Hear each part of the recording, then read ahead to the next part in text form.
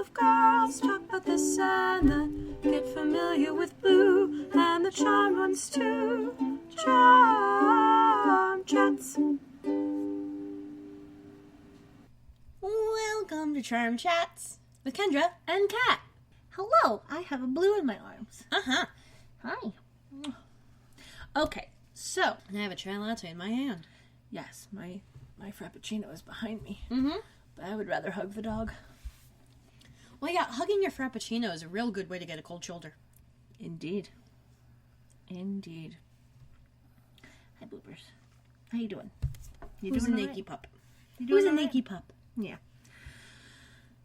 So, we're at episode 214. Uh-huh. This one is called Pardon My Past. Yeah. Yeah. And I noticed you didn't come up with an explanation of what this title is a reference to. Because it's a reference to a fairly common phrasing. Yep. And I think there was like a movie in like 1929 or 1924 or something called Pardon My Past. 1924? Yes. Something like that. Mm-hmm. Hold on, I'm actually gonna... 1945. Oh. So there you go. There was a movie called Pardon My Past from 1945. An ex-GI wants to open a mink farm in Wisconsin, but is mistaken for a lookalike, a gambler who owes a lot of money. Yep. Okay, sure. So there you go. I will put a link to that on the website. Because starring why Fred wouldn't McMurray and Marguerite Chapman. And Akeem Tamaroff? Interesting. Anyway, there's nobody that I even recognize in this movie as a movie. I'm sure someone's connected to someone you'd recognize. Probably, but I'm not going to worry about it. So, this episode aired on February 17th, 2000. And indeed takes place on February 17th. Yes, which means that it is 3 days after the last episode that was supposed to take place on Valentine's. Yep. Just keep that in mind. Yeah. As we go through this episode, that this is 3 days after the last one. Mm-hmm. Yeah. Let's just get right into it. Right fucking into it. Yeah. So, we start with an exterior night shot of the manor. And inside, a party is just happening. Mm-hmm. It is. It's a pretty big party. It's bigger than that fucking dinner party Prue had to throw last season. It is. It really, really is. It's about the same size as the party they went to at the neighbors, but with fewer red Solo cups. Yes. And, fewer bad guys. Yeah, in fact, 0 warlocks. Yeah. 0. It's spoiler alert, guys. Yeah. Sorry, there's 0 warlocks at this party. Yeah, So it's a good... Which is a 300% improvement upon the last one. Yes, it is indeed. So we see Piper serving drinks. She is wearing a strapless black dress with like sparkles on top, and a choker necklace, a few bangle bracelets, and a single barrette pulling her bangs back. Mm-hmm. Very cute outfit. Yeah, it was super adorable.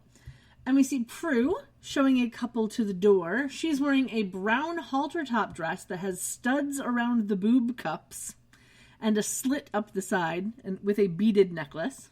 And Piper has, the tray of drinks. She puts it down on the table in the hall, and Prue comes to her saying that it's a great party. But Piper's kind of distracted because she's staring across the hall into, like, the solarium because Dan is chatting with Leo, and we can't really hear what they're saying at this point, but we see smiles and laughter, and they look pretty fucking chummy. Yep, and they're both drinking a beer. Yeah. They're chatting. Yeah, around. and, Prue's like, yeah, it's a great party. Piper's like, maybe next time, lower the guest list by one. Yeah, meaning to not invite Leo.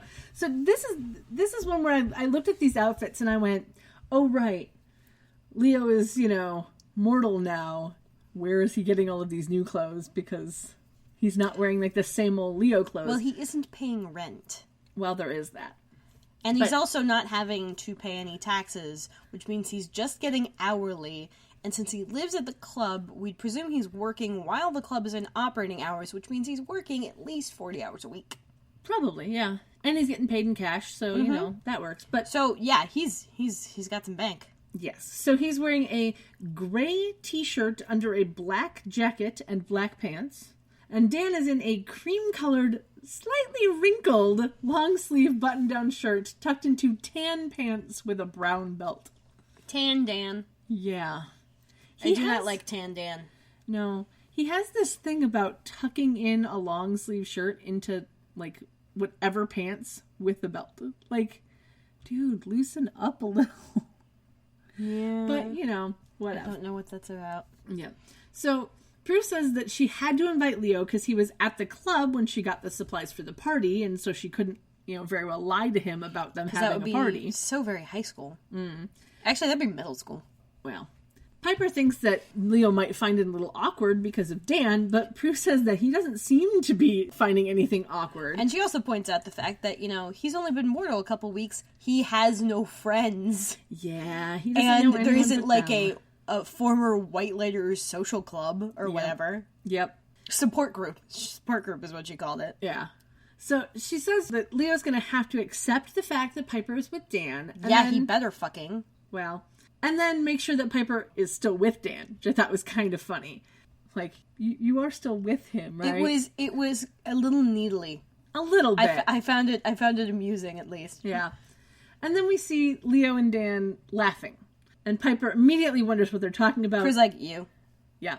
Which is the most anxiety-inducing response. Yeah, but it's also the most sisterly thing. It's like, yeah, they're talking about you. You know they are. True, but at one point at work, I was talking to a coworker, and I'm like, you know, it's probably just a leftover from childhood, but if I hear someone talking next to me in low tones, part of my brain is like, they're talking about you. And he responded, sometimes they are.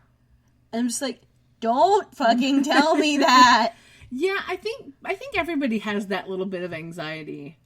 Of you automatically assume if people are talking in hushed tones around you that they're talking about you, and that's why they're talking in hushed tones. I know specifically because of my childhood that's why I do that.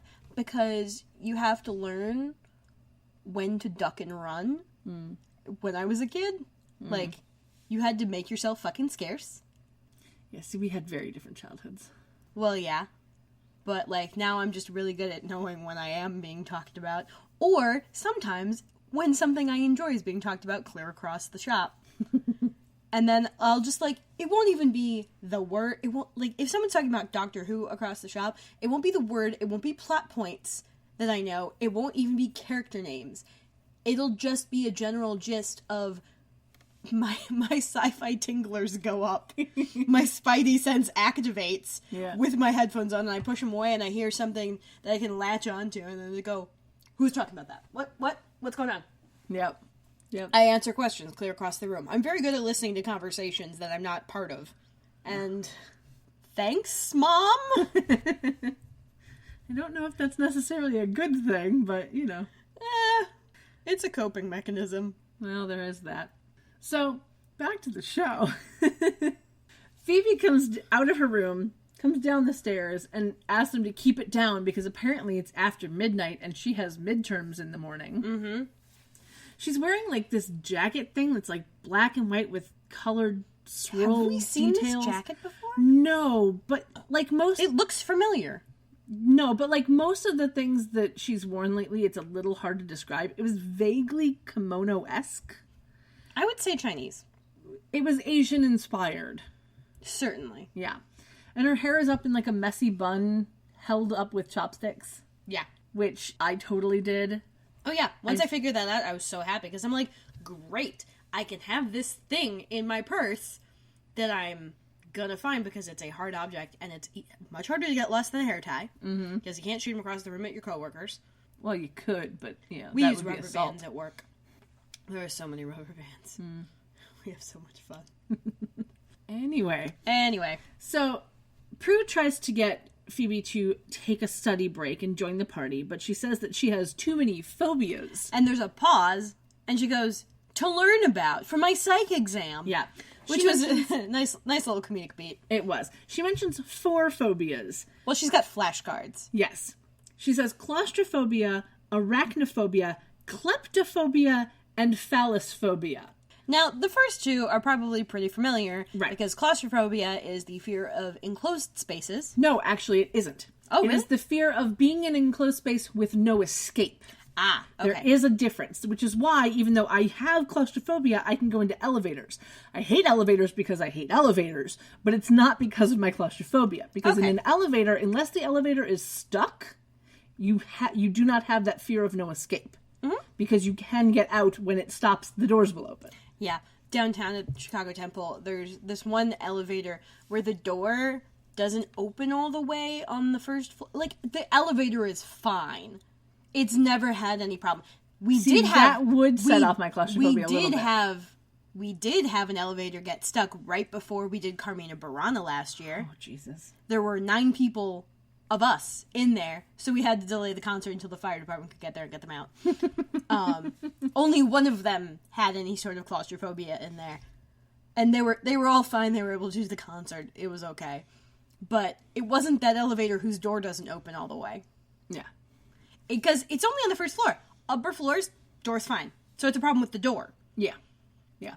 Like, if I'm in a car where the doors lock, mm-hmm. as long as I know that I can flip the lock and the door will unlock, then I'm fine. Mm-hmm. But one of my friends, I will no longer drive with her. Because you get in her car, the doors lock, and she has the child lock on, so that you can't unlock the door. Does she have children? Yes. Okay. Yeah. But you can't unlock the door if she's locked the door. Mm-hmm. I cannot be in that car. Because my claustrophobia goes, I have no way out. Mm-hmm. I cannot unlock this, therefore I can't get out on my own. And my claustrophobia freaks out. See, I always find it funny when people are in my car. And, sometimes I forget to unlock the door so they can leave. And when they can't figure it out, they act like they're trapped. And I'm just like, no, it's a button. It's right there. You can flip it yourself. Yeah. Go ahead. But they're just like, let me out. I'm just like, okay, you idiot. And I flip the button on my side. Yep. Then there's arachnophobia. Which is definitely, I'm not getting this wrong, the fear of spiders and other arachnids. Yes. Which includes things like scorpions and crabs. Mm. Crabs are in that family. Mm. Like, they're not very closely related, but they are. Yeah, see, I always thought that I had arachnophobia because I hate spiders. They creep me out. They freak me out. I don't want to be around them. I literally once stopped my car on a 40-mile-per-hour road, just slammed on the brakes because a spider came down my windshield and scared the crap out of me. It was a thing. It happened. But I have no problem with scorpions, so now I'm not so sure. You probably do, but it's just you don't encounter scorpions. True. So you don't have real-life experience with them? True. The only scorpions I've ever come in contact with are pets. Oh, yeah. So they're, I don't want to say trained, but they're more docile, I guess. They know humans, and they know not to sting them as long as the human does not, as long as they're not hungry. As long as they're not hungry or angry, then you're good. Yeah. So...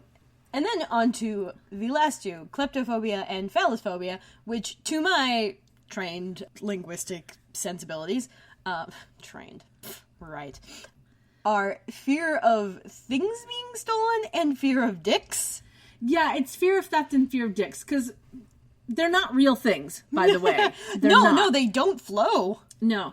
So, as also, klepto is Greek. Yes, klepto is Greek for thief, and phallus is an erect penis. Because kleptomania is a thing. It is. It's a mental disorder in which a person is unable to resist the urge to collect or hoard things, even if those things do not belong to them. Mm-hmm. Which... They are down with OPP. They are. They just want it for themselves. Yes. The point is that it is OPP. They are down with everything, including OPP. No, it is not the point is that it's somebody else's. It's the point is that it's the legal they point. Want it. The legal point is that it's somebody else's. Well, there is that. I'll link to the wiki for phobias because it's a very interesting read. And apparently, women are affected by phobias twice as much as men, and people with phobias are at a higher risk for suicide, which I thought was interesting. So just in case, I'm actually going to link to the National Suicide Prevention Lifeline's website for anyone who might need that. That's always a good bet, Yeah. They even have a number if you speak Spanish that you can call, and if you're deaf and hard of hearing, they have a number for that as well. Huh. So, that's kind of cool. I think it's interesting that it's the national... I'm just wondering how a phone line for deaf people would work. Okay, so... if you're deaf. Like, I figured, like, they would have texting or something. Well, if you're deaf, you can get a phone that basically is like a video phone. Oh, okay. And so you call into a number, and then you get somebody who can see you signing. Mm-hmm. Or it could be a text thing. Gosh. And then okay, so this must be talks. newer. I think my brain was thinking, oh yeah, they have a deaf and hard of hearing thing that they've had for fucking ever. And I'm like, how would that work before video phones? Yeah, I don't know how. How would that work if those lab techs had never had to monitor the coffee pot? Mm-hmm. That's how the webcam came about. Mm-hmm. They wanted to know when to make coffee. So they set up a webcam to monitor the coffee pot and checked in on it. That's funny. And that's why we have the webcam, people. I like it. Uh-huh. That's cute. Thank nerds. It's also why we have email. Mm. It's why we have a lot of things. Indeed. Thank Hedy Lamarr for why we have Wi-Fi. Thanks. Thanks so much. Mm-hmm. Anyway, Prue jokes about relaxophobia, which I thought was kind of funny. And then Phoebe asks again for them to keep it down. Prue says that the party's breaking up anyway. Phoebe then thanks them, and she, kisses her hands and throws the kisses at her sisters. And then goes back up the stairs. Yeah. Piper and Prue look back at Leo and Dan, who are laughing again. Piper is a broken record and wonders what they're talking about. Yeah. So then we cut over to Leo and Dan. And find out what they're talking about. Which is baseball. Of course. Yeah. Leo's like, oh yeah, my favorite baseball player is Joe DiMaggio.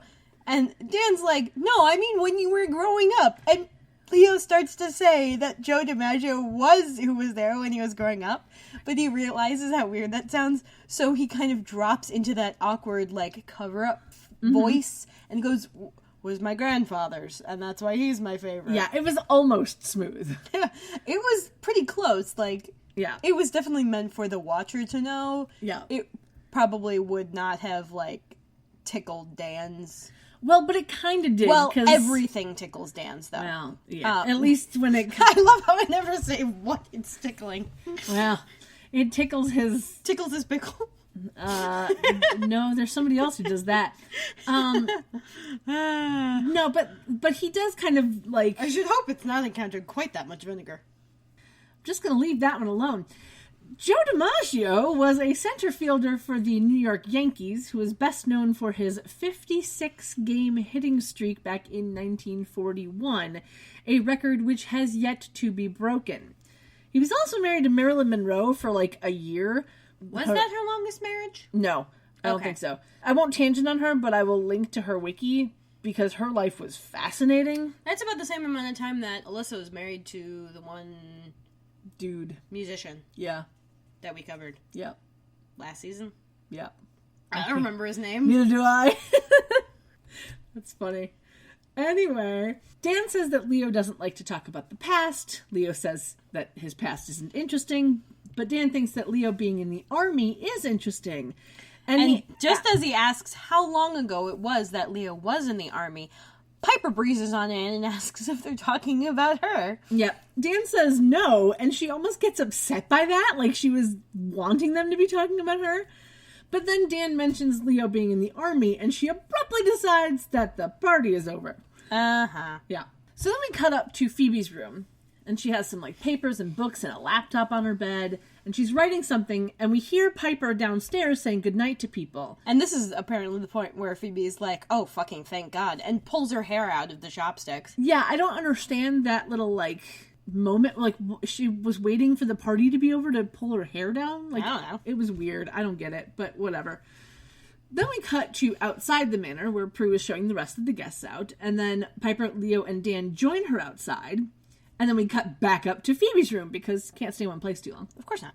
She's still studying, and then she hears music that sounds like it's coming from downstairs, and it's totally 1920s music. It's pull up your skirt and do the Charleston kind of thing. Yeah. She gets annoyed and she heads downstairs, and we can now see that underneath her little kimono-esque toppy thing, she has on gray shorts and a purple bra. That's it. That's all she's wearing under that. The music's still going, and there's sounds of, people laughing, but she looks around and there's nobody in the house.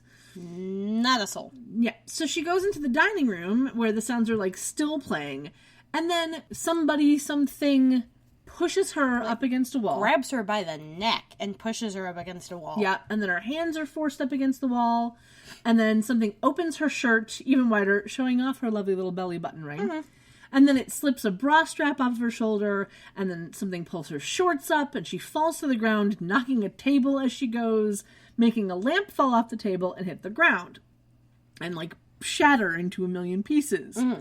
And when we cut to outside, Piper, Prue, Leo, and Dan hear said lamp breaking, and they go inside and see Phoebe lying on the ground in the dining room and run up. Yeah.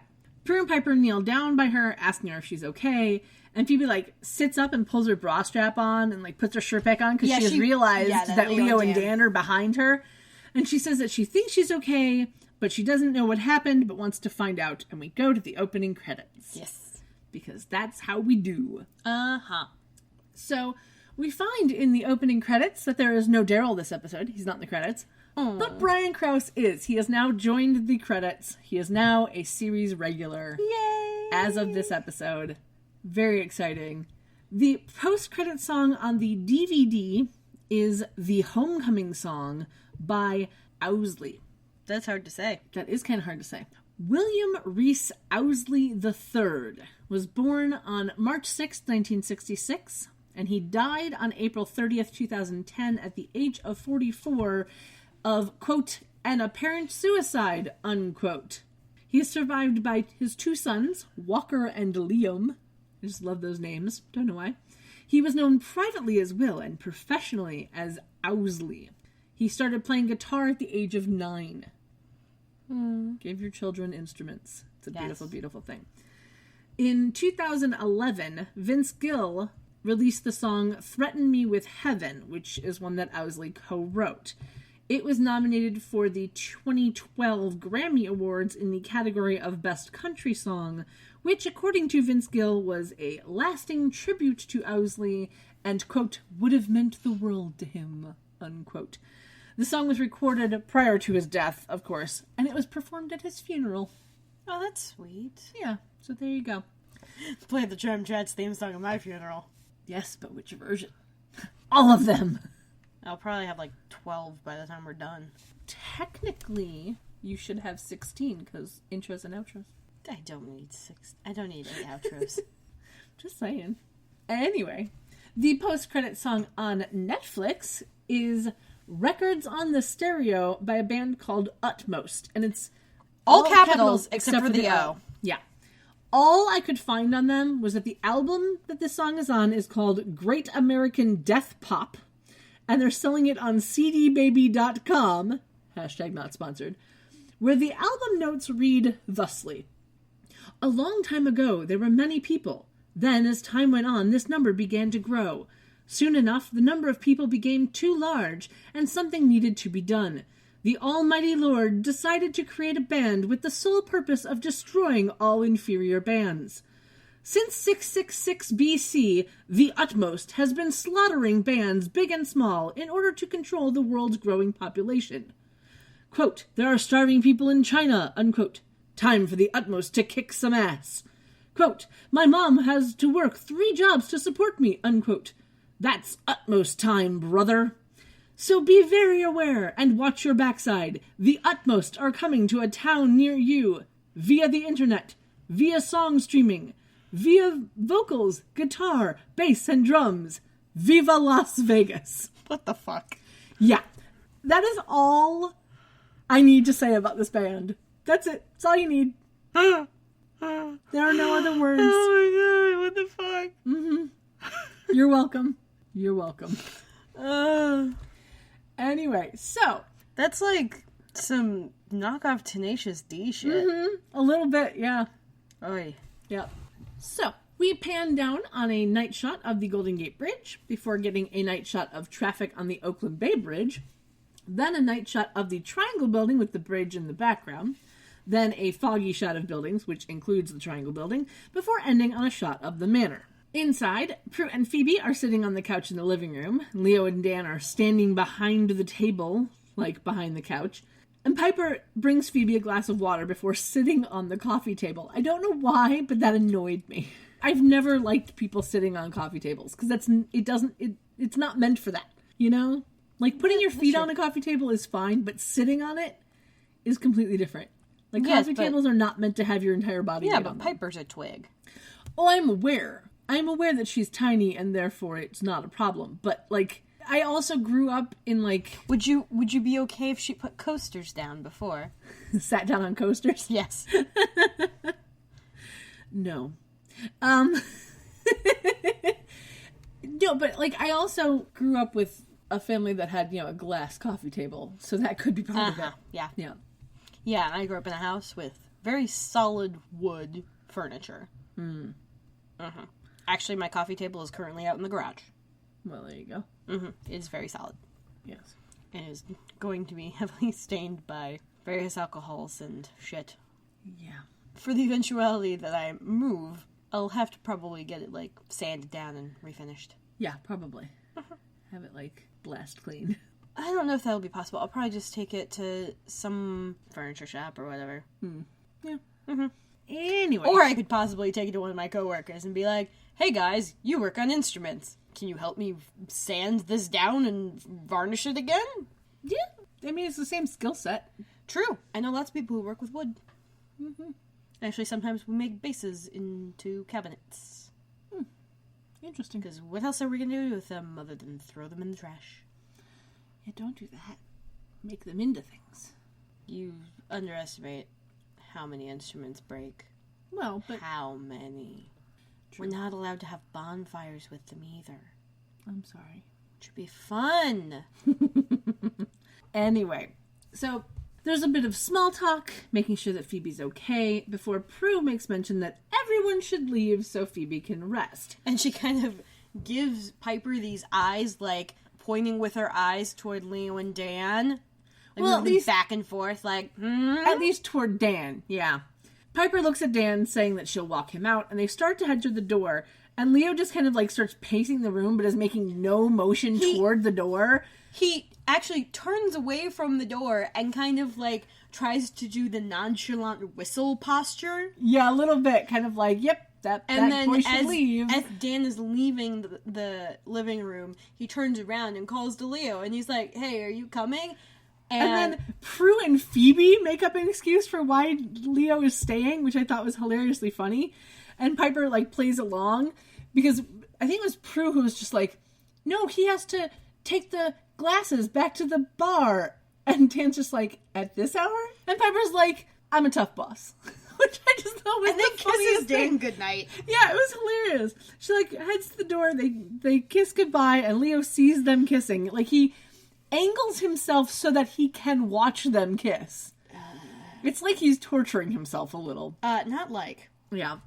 Dan leaves, Piper comes back into the living room, and then we get a tense moment between Leo and Piper before Prue brings it back to Phoebe. Phoebe tells them what happened, and that it was more of a seduction than an attack, and the girls turn to Leo to see if he has... It was a metaphysical sexual assault, people. Yes, it was. Like, yes. Why this needs to be visual, because if you see me gesticulating with my finger, this is the serious. Yes. When I'm using the finger to indicate shit. Yes, the finger wag and wiggle. The finger wag and wiggle. Yep. And the eyes. Yep. And the and the eyebrows. Indeed. The girls turn to Leo to see if he has any clue from his days being Whitelighter. Spoiler alert! He does not. We then dissolve into a shot from the next morning at Phoebe's school. We see people sitting on steps with a large fountain in front of them. So you know you're out of college. Yes, bringing that back. Prue is walking Phoebe to her class. Phoebe is now in a purple peasant-style shirt with, like, a diamond pattern on it, and there's, like, some little bits of, like, sparkle on it, with dark blue jeans that I envy. Mm-hmm. They were really good-looking jeans. She also... They're on a really good-looking girl. Well, there is that. She has an amazing butt. Oh my god, yeah. Anyway, she also has a backpack and 2 other, like, purse-type bags with her, which I thought was very interesting. Prue is in a strapless blue and yellow dress with a pink shirt tied around her waist. Because yuppie? Apparently. And in a further out shot, we also see that it has like a little like white slip type thing at the bottom. Like, it looks like she's wearing a white slip under it, but she isn't. It's attached to the skirt. It's very weird. Anyway, Phoebe is embarrassed at needing her big sister to walk her to school. She hasn't needed that since she was in kindergarten. Yeah. But Prue insists on being her bodyguard until they figure out what's going on. And apparently they've been doing this ever since last night. Mm-hmm. They, like, watched her sleep. Yeah. It's a little weird. Prue asks Phoebe if she's really up to taking this exam, but Phoebe replies that she can't let stuff like this keep her from living her life, otherwise she'd never leave the house. Mm-hmm. I think that's beautiful. Yeah. Yeah. Phoebe stops when they get to the classroom, looks at Prue, and telling her that she is to wait outside while the test is happening. Like, you're not going to come in and watch me take the test. Also, I'm pretty sure the professor would probably kick her out. No, not so much in college. Like, as long as she's sitting in the back and not saying anything, I don't think it'd be an issue. But, whatever. Prue, of course, isn't happy about it. But she agrees and tells Phoebe to yell if anything weird happens. So Phoebe goes into class, and Prue kind of, like, turns around, and she sees that there's, like, a display of all sorts of photographs happening. Like, it's kind of like a little art gallery outside. And so she walks over in that direction. And then we cut to P3 with an exterior shot where the now appearing sign is on the wall outside.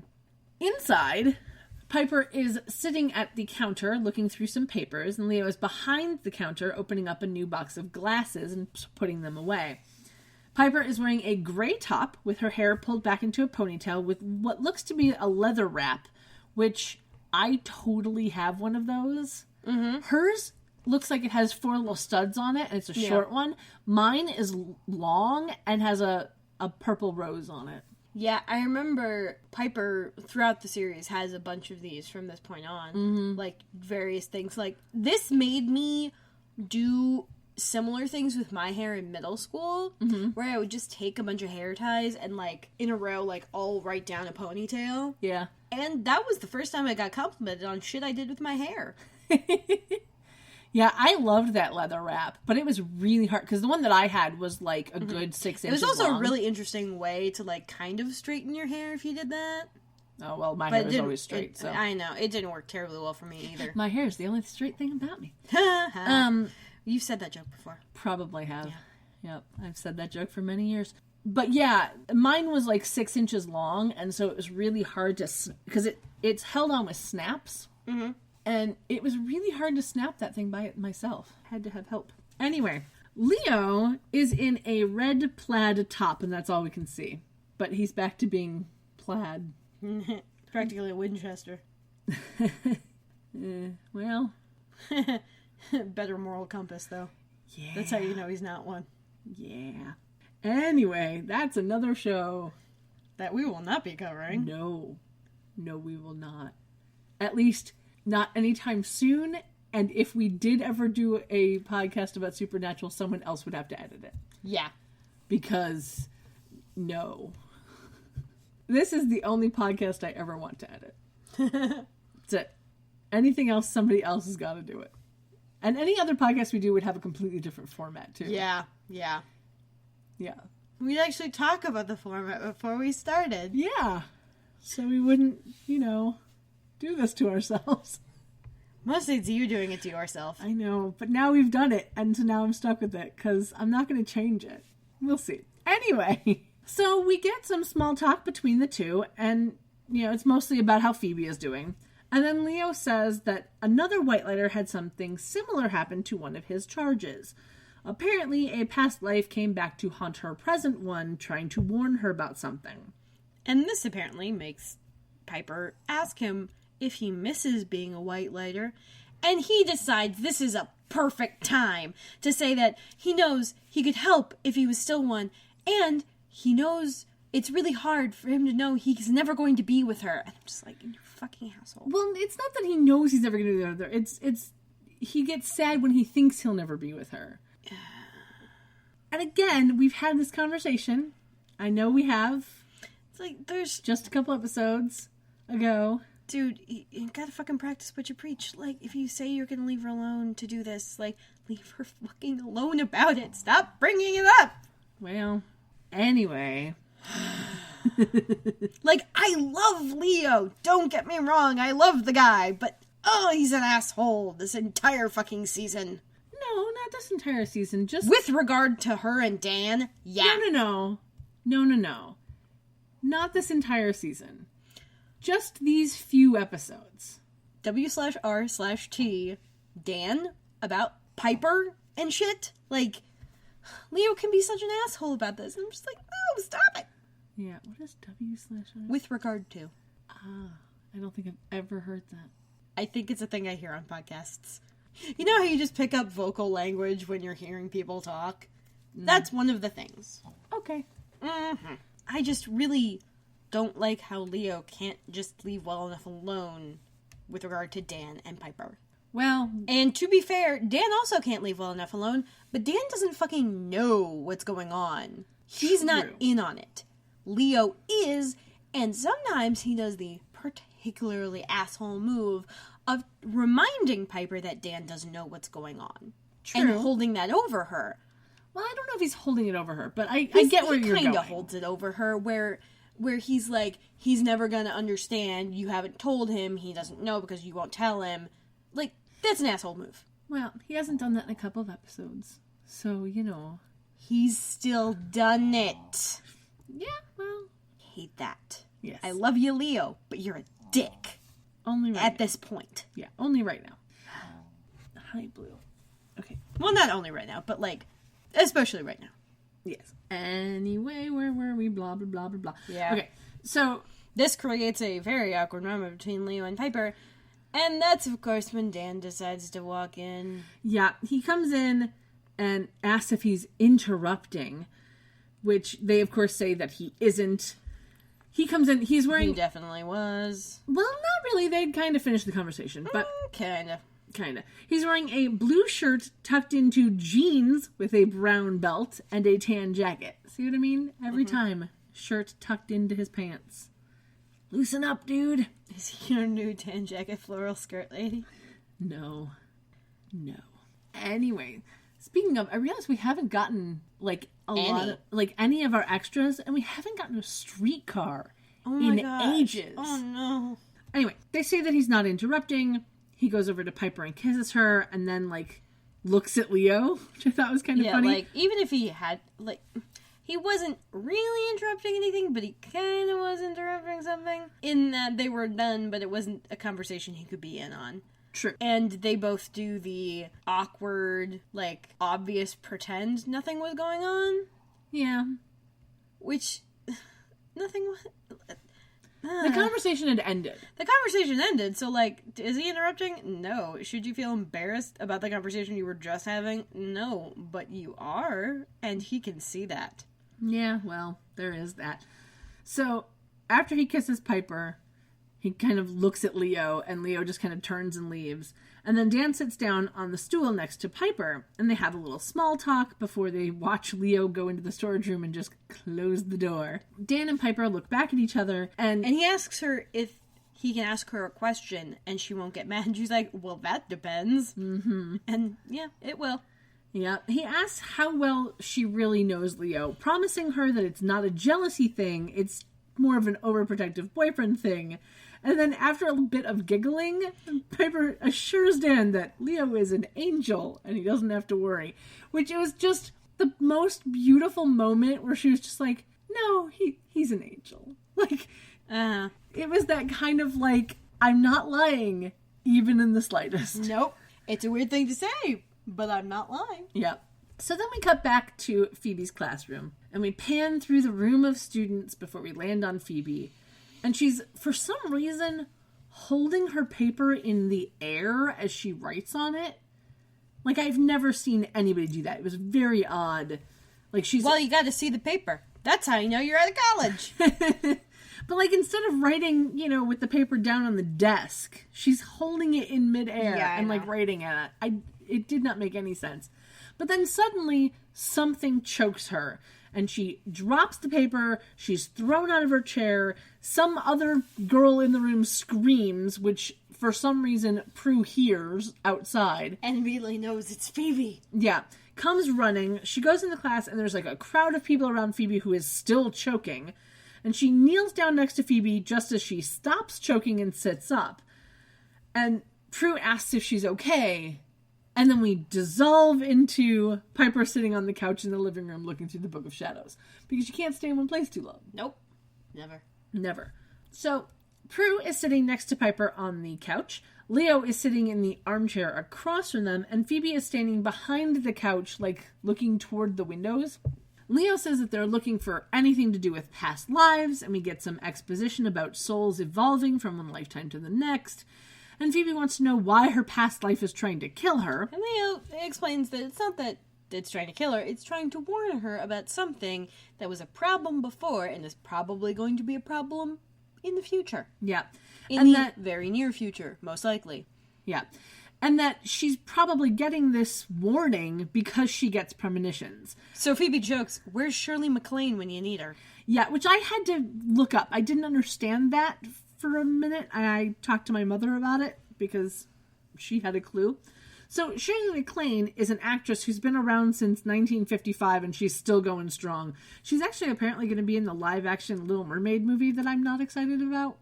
And, like, nobody seems to be excited about. I didn't know that was happening. Yeah, you're not missing much. I'll show you the trailer for it later and you will understand why I'm not happy about it. I'm sure I will. Yeah. So most people probably know her from either Terms of Endearment or Downton Abbey. Like, those are the two things that are like, oh yes, I know who that is. But she was actually in one of my favorite movies that no one ever remembers called Defending Your Life. So I'm not really sure why they're referencing her other than the fact that she is very into New Age spirituality and reincarnation, which is the only thing that I can think of as the reasoning. Yeah, I was about to say, that's my immediate knowledge of her being a reference point. Yeah. Although, honestly, that could have been from this episode in the first place, so who knows? I don't know. So as she's gotten older, she's gotten a little bit problematic. A little? A little. Like a little? A little. Like, in 2015, she claimed that the victims of the Holocaust were experiencing results of their own karma. A little? And that Stephen Hawking subconsciously caused himself to develop ALS as a means to focus better on physics. A little? Yeah, all of this happened years after this episode, so we're just gonna move on. A little? Yeah. A little bit problematic. Just a titch. Teeny tiny. Are you using that in a geologic time sense? Yes. Oy. Yeah. Anyway, Piper finds a spell that will take her to her past life. Phoebe goes and, like, sits between Prue and Piper while Prue objects about this. But Phoebe says that the spell is written in first person, so she's the only one that can do it. She has to do it alone. I mean, technically, they could all say it at the same time. Uh-huh. Just saying. You know, like that whole power of three thing. Like, yeah, it's possible, guys. It is possible to say a spell at the same time as other people. Yes. Oh my god. You'd think we've seen it before in this show. You'd think. And when you hear what the spell says, you will be like, why is that a first-person spell? But whatever. We'll get there. Whatever. We'll get there in a moment. Uh-huh. Prue, like, kind of demonstrably flips through some pages, and she's like, there isn't a fucking return spell in here, Phoebes. Yeah, so Leo says that means she can come back whenever she wants, and Prue is, of course, skeptical on that and is worried that she's going to get stuck in the past. But Phoebe says that she has to do this, so Prue tries to say that, you know, they'll go with her, but Piper then reminds her that the spell is written in such a way that only Phoebe can use it, which, again, no, but all right. Even if you couldn't just say it at the same time, guess what? There is a plural first person pronoun. There is that. And it's 2 letters. We. Yeah. Anyway, Phoebe says that she doesn't want her past life to ruin her current one, and then she pauses for a moment and sighs before reading the spell, which is... Just read it. What? Just read the spell. What did I fuck up? Oh, this? Hey, I didn't write this. I know, but it's funny. I did not write this. Okay, guys, I'm gonna let you in on a thing. So the spell. I'll just read it because you'll understand why this is funny in a sec. Remove the chains of time and space and make my spirit soar. Let these mortal arms embrace the life that haunts before. Only the way it was written when Cat copied it. It was the wrong kind of sore. Yes. Yes. Why is this so funny to me? I don't know. I honestly don't know why. How can your spirit be sore? Hey, you never know. You never know. Oh, man. Anyway, transcripts are a beautiful thing when they're not written by native English speakers. Yeah, when they're not written by idiots who don't know what homophones are. Well, there are many things that I swear half of the... Because honestly, that's not indicative of a non-native speaker, necessarily. Well, there are a lot of things that I have had to fix in this where they say something and the transcript is so completely wrong that it is hilarious as to how wrong it is. So I really don't think, at least for this episode and a couple of other ones, I really don't think whoever they had transcribing was a native English speaker. But that's neither here nor there. They could have just been really, really fucking uneducated. Or really drunk. One or the other, because there are some in my experience, interesting typing things. while drunk leads to a lot of interesting punctuation in places where there shouldn't be punctuation. There is that. Anyway, so she says the spell and then kind of falls asleep in Piper's lap, like she goes... Like, passes the fuck out. Yeah. And so then we get POV of someone riding in an old car. And it starts off in black and white with a bit of a sepia tone. Yeah, a little bit. And then the car honks and stops in front of the Swan Hitch outside the Halliwell Manor. I definitely read that as Swan Bitch. Nope, Swan Hitch. And a man in a very nice black suit walks up to the car and opens the door, and we're still in POV. And we pan up to see lots of people entering and leaving the manor, and everyone's dressed in lovely 1920s outfits. Yeah, and it's slowly moving into more of a color. Like, it's kind of gradual. It's very, very gradual. It's very, very gradual. Yeah. But, like, it starts off in the black and white sepia-toned sort of color because apparently everything in the past was in black and white. Well, it's showing us that we are definitely in the past, is how... It's the TV way of showing. As if the outfits would not help. Well, there is that. So, a woman on the stairs thanks the POV for the love potion, saying it worked wonders, that sort of thing. And we continue... Eyebrows. Well, and we continue up the stairs to the door, and a different man in a suit welcomes us back, and then opens the door where we are greeted with everything in color. Yeah, finally being everything in color. Yeah. And there's a party going on, and we hear the same music that was being played earlier when Phoebe was getting her seduction attack happening. Sexually assaulted, yes. Yeah. And some people are smiling at the POV, some people are not smiling at the POV, and we pan around the room, and we end on a shot of what looks to be Phoebe looking at herself in a hall mirror. She is wearing a red dress with red feathers on her shoulders. Well, no, that was a shawl. Right, but at this point I couldn't tell that. Oh, okay. Yeah. And a gold band on her head, kind of indicative of wearing a necklace on your head, but these were actually meant as... it had like crystals in there. It was kind of like a tiara for your forehead. That just like goes across your forehead. Yeah, it was across your forehead and it clipped into your hair. Mm-hmm. It was meant to be worn that way. And she's got short hair that's in some nice pin curls. Yeah, they pulled her hair like really tight into curls to make it look like it was short in the way that you did in the 20s. Mm-hmm. It was very nice. And she has a necklace around her neck, which we can't really see at this point, though I know that there was a red stone on it and it was kind of gold-esque. Yeah, it was a red stone and then it had like a little dangly chain bits. Tassels. Yeah. And she's wearing bright red lipstick. Everything's bright red. Yeah, to go with the outfit. And her hair is like very, very dark. Which is what leads me to think it might actually be a wig. I don't think it's a wig. This is a little going forward in time. Hers might not be. Others definitely. Yeah, I'm fairly certain that we're jumping ahead for half a second. I'm fairly certain that Phoebe and Piper are not wearing wigs. They just have their hair. Piper's hair looks a little weird, but it could be her actual hair. Prue's hair is... Yeah, Prue's hair is definitely a wig. A very bad wig. A very bad wig. Yeah, it's definitely a wig. But we'll get there. It's like Dr. Crusher level bad wig. Well, there is that. We'll get there when we get there. We will make mention. So, we do a quick dissolve back to present day, where Phoebe is smiling while laying on the couch, with Piper, Leo, and Prue all watching over her and wondering how she's doing. And you can hear a little bit of the music as you're watching her. Mm-hmm. And then we jump back into the past where Phoebe, or past Phoebe, is walking into the living room, and we see Dan, past Dan, playing the piano, and people are dancing. Yeah, there's one lady, like, doing, I think, is that the Charleston?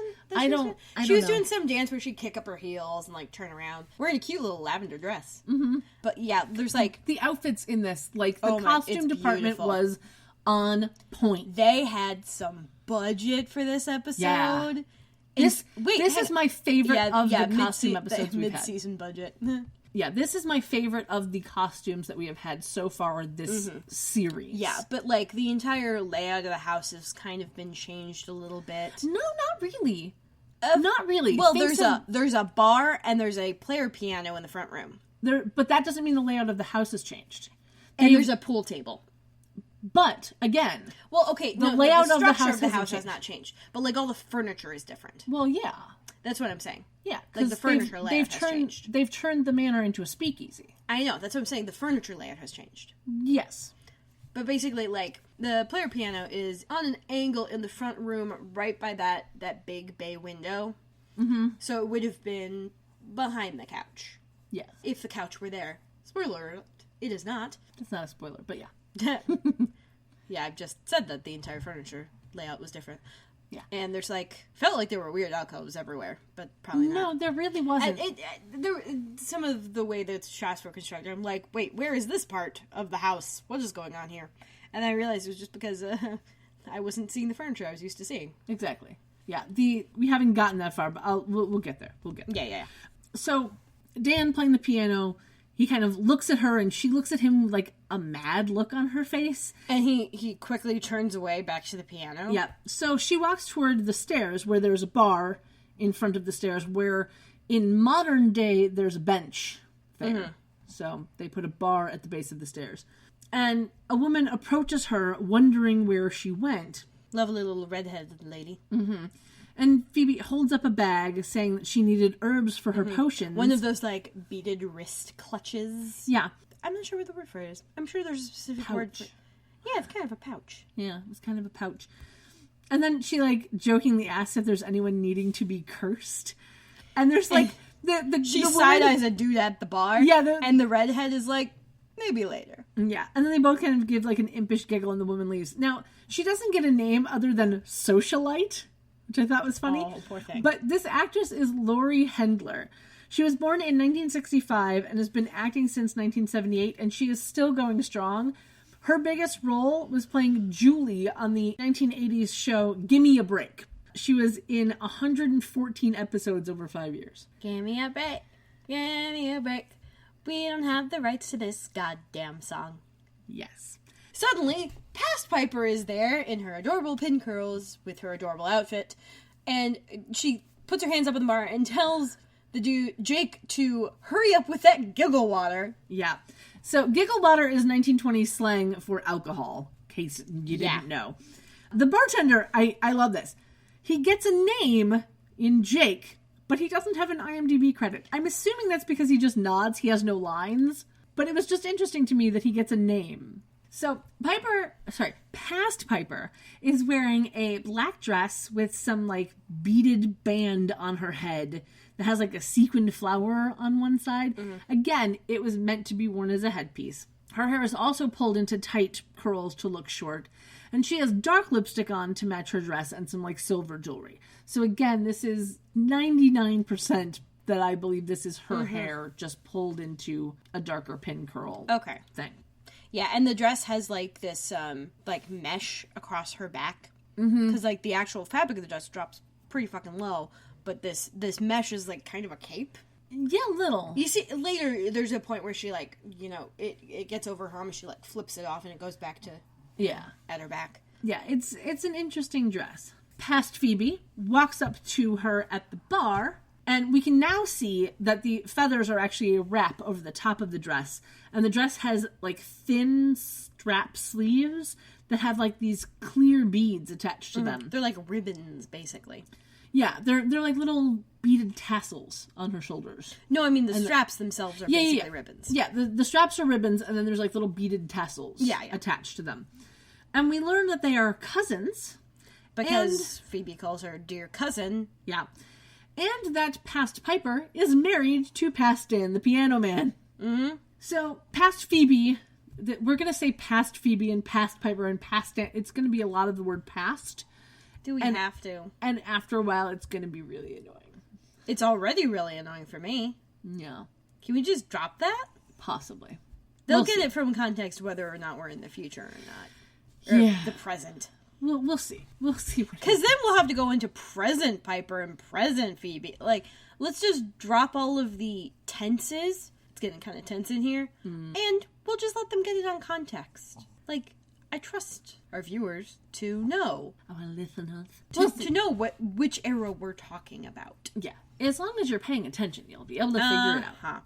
So anyway, Phoebe makes a comment to Piper about how she hates the song Dan is playing. So Piper walks over to Dan, and she looks like she's about to tell him to change it. She, puts her hand on his back, and then she goes, you keep playing what you're playing. Yes, don't worry about her. And that makes Phoebe, look at her, really mad, and then she walks over to the parlor. She goes off in a huff. Yeah, and we see Piper grab a silver case off the top of the piano before walking away. And Dan, watches her go, looking slightly worried, before he goes back to looking at what he's playing. We then see past Prue, who is standing behind an old-timey camera, and she is taking a picture of an old couple. And as she takes the picture, the old woman flinches. Yeah. Really obviously. Yeah, it was kind of funny. You just kind of see Prue, smiling. Yeah. I thought it was adorable. Yeah. And, Phoebe is walking toward her, and we see that our past Prue is in a blue dress with, an interesting trim that I can't really describe. It was, triangles in different colors. It was a little weird. And she's wearing a very bad wig in a bob cut. It's a kind of golden brown. Yeah.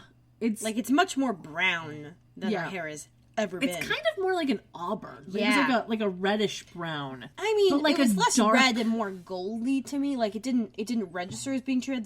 That just could have been the filter they were using. Could be. Yeah. But she also has a band on her forehead that goes with the trim of the dress. Is wearing a nice long pearl necklace. Well, it looks like it's a very short pearl necklace in the front. Yeah. Because we will find out later that the pearl necklace is actually draped down her back. Quite long. Her very exposed back. Yes. But we'll get there. We'll get there when we see it.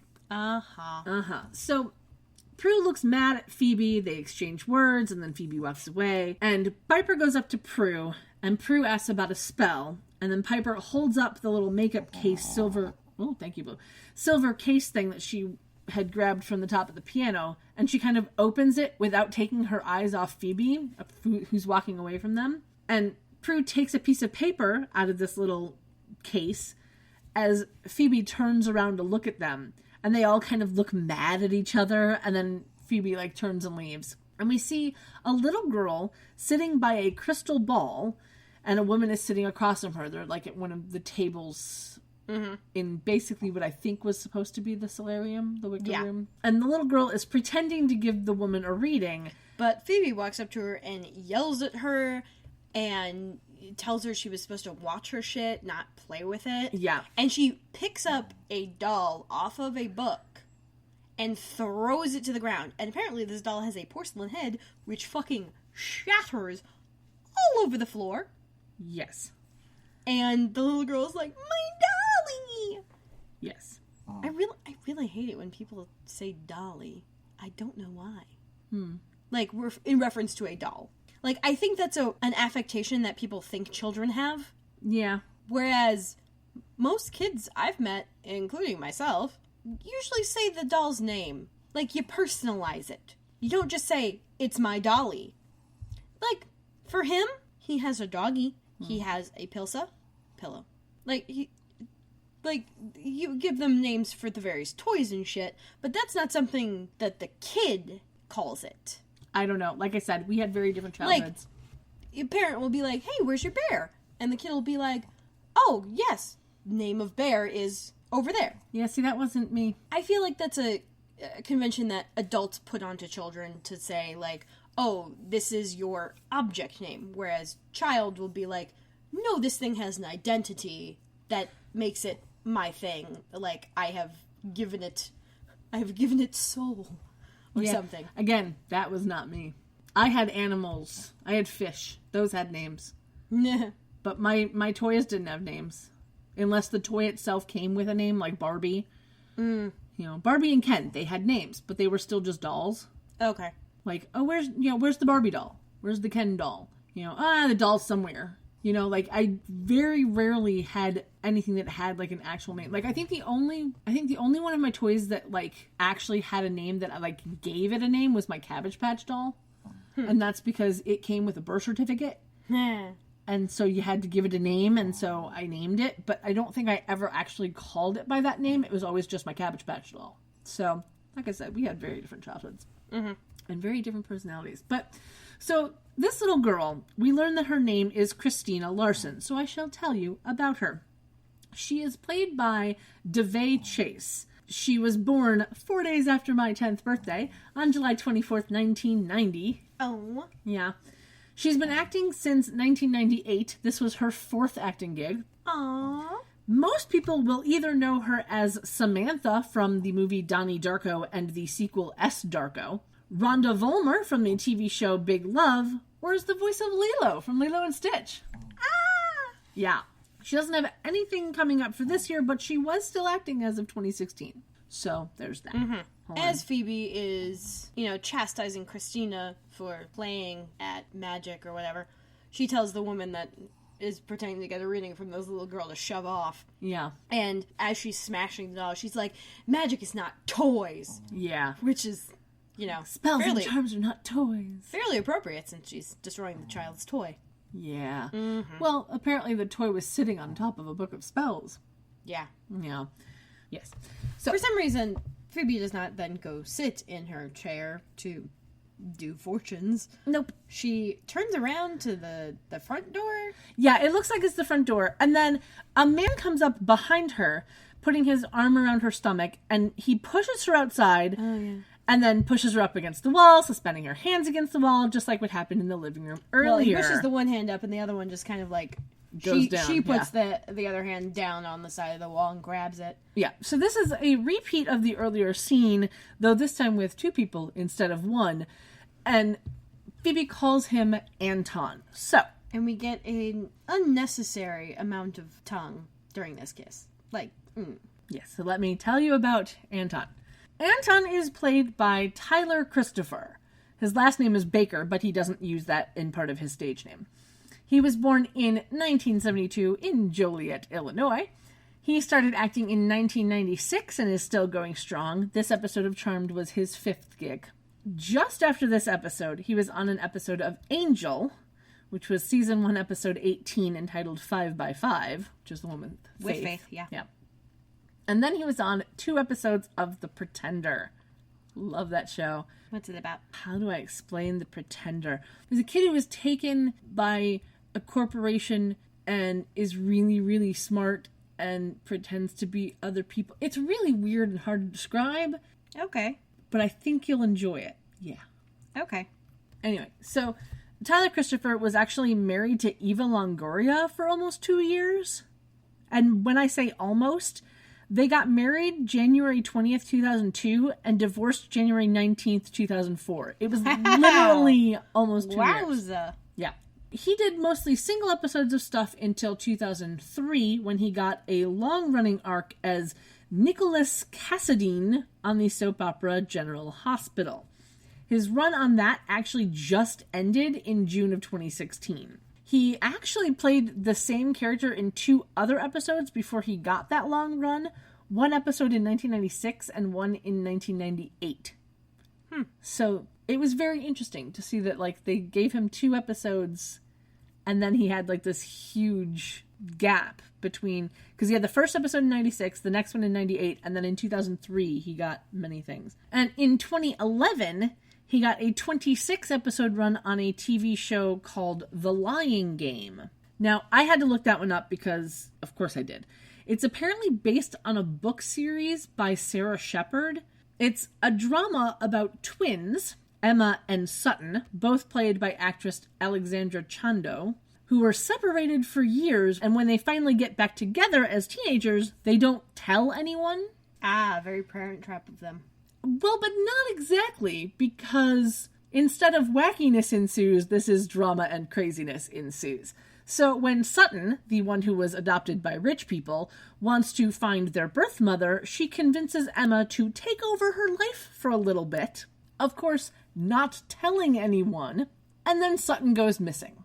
Mm-hmm. So Emma has to figure out if she should tell Sutton's family that she's, not Sutton, possibly risking her own life in the process, because who knows why Sutton went missing. And she's still trying to figure out the truth as to why they were separated in the first place. I kind of want to watch this show. I kind of do, too. How long did it go? I don't know. He had a 26-episode arc on it. It was in 2011. It's called The Lying Game. I will totally link on the website because I'm me. But yeah. I think it was probably only one season. You should be able to tell. Episode guide. 2 seasons. 2 seasons. Second season was 10 episodes. First season was 20. Okay, so 30 episodes. So there you go. So we'd probably be able to get through that pretty quick. Yeah. Okay, enough about that drama. Let's get back to this one, shall we? So, for the very first time, we get to see the back of the house. We have never had this view before, ever. We pan over from a car to see a man taking a package in through the back door, and we see Anton and Phoebe come into view. That must be the kitchen door, then. Yeah, technically that would be the door to the laundry room. Mm-hmm. Yeah. Yeah, they probably just built this set somewhere just to film this. I don't recall ever seeing it ever again.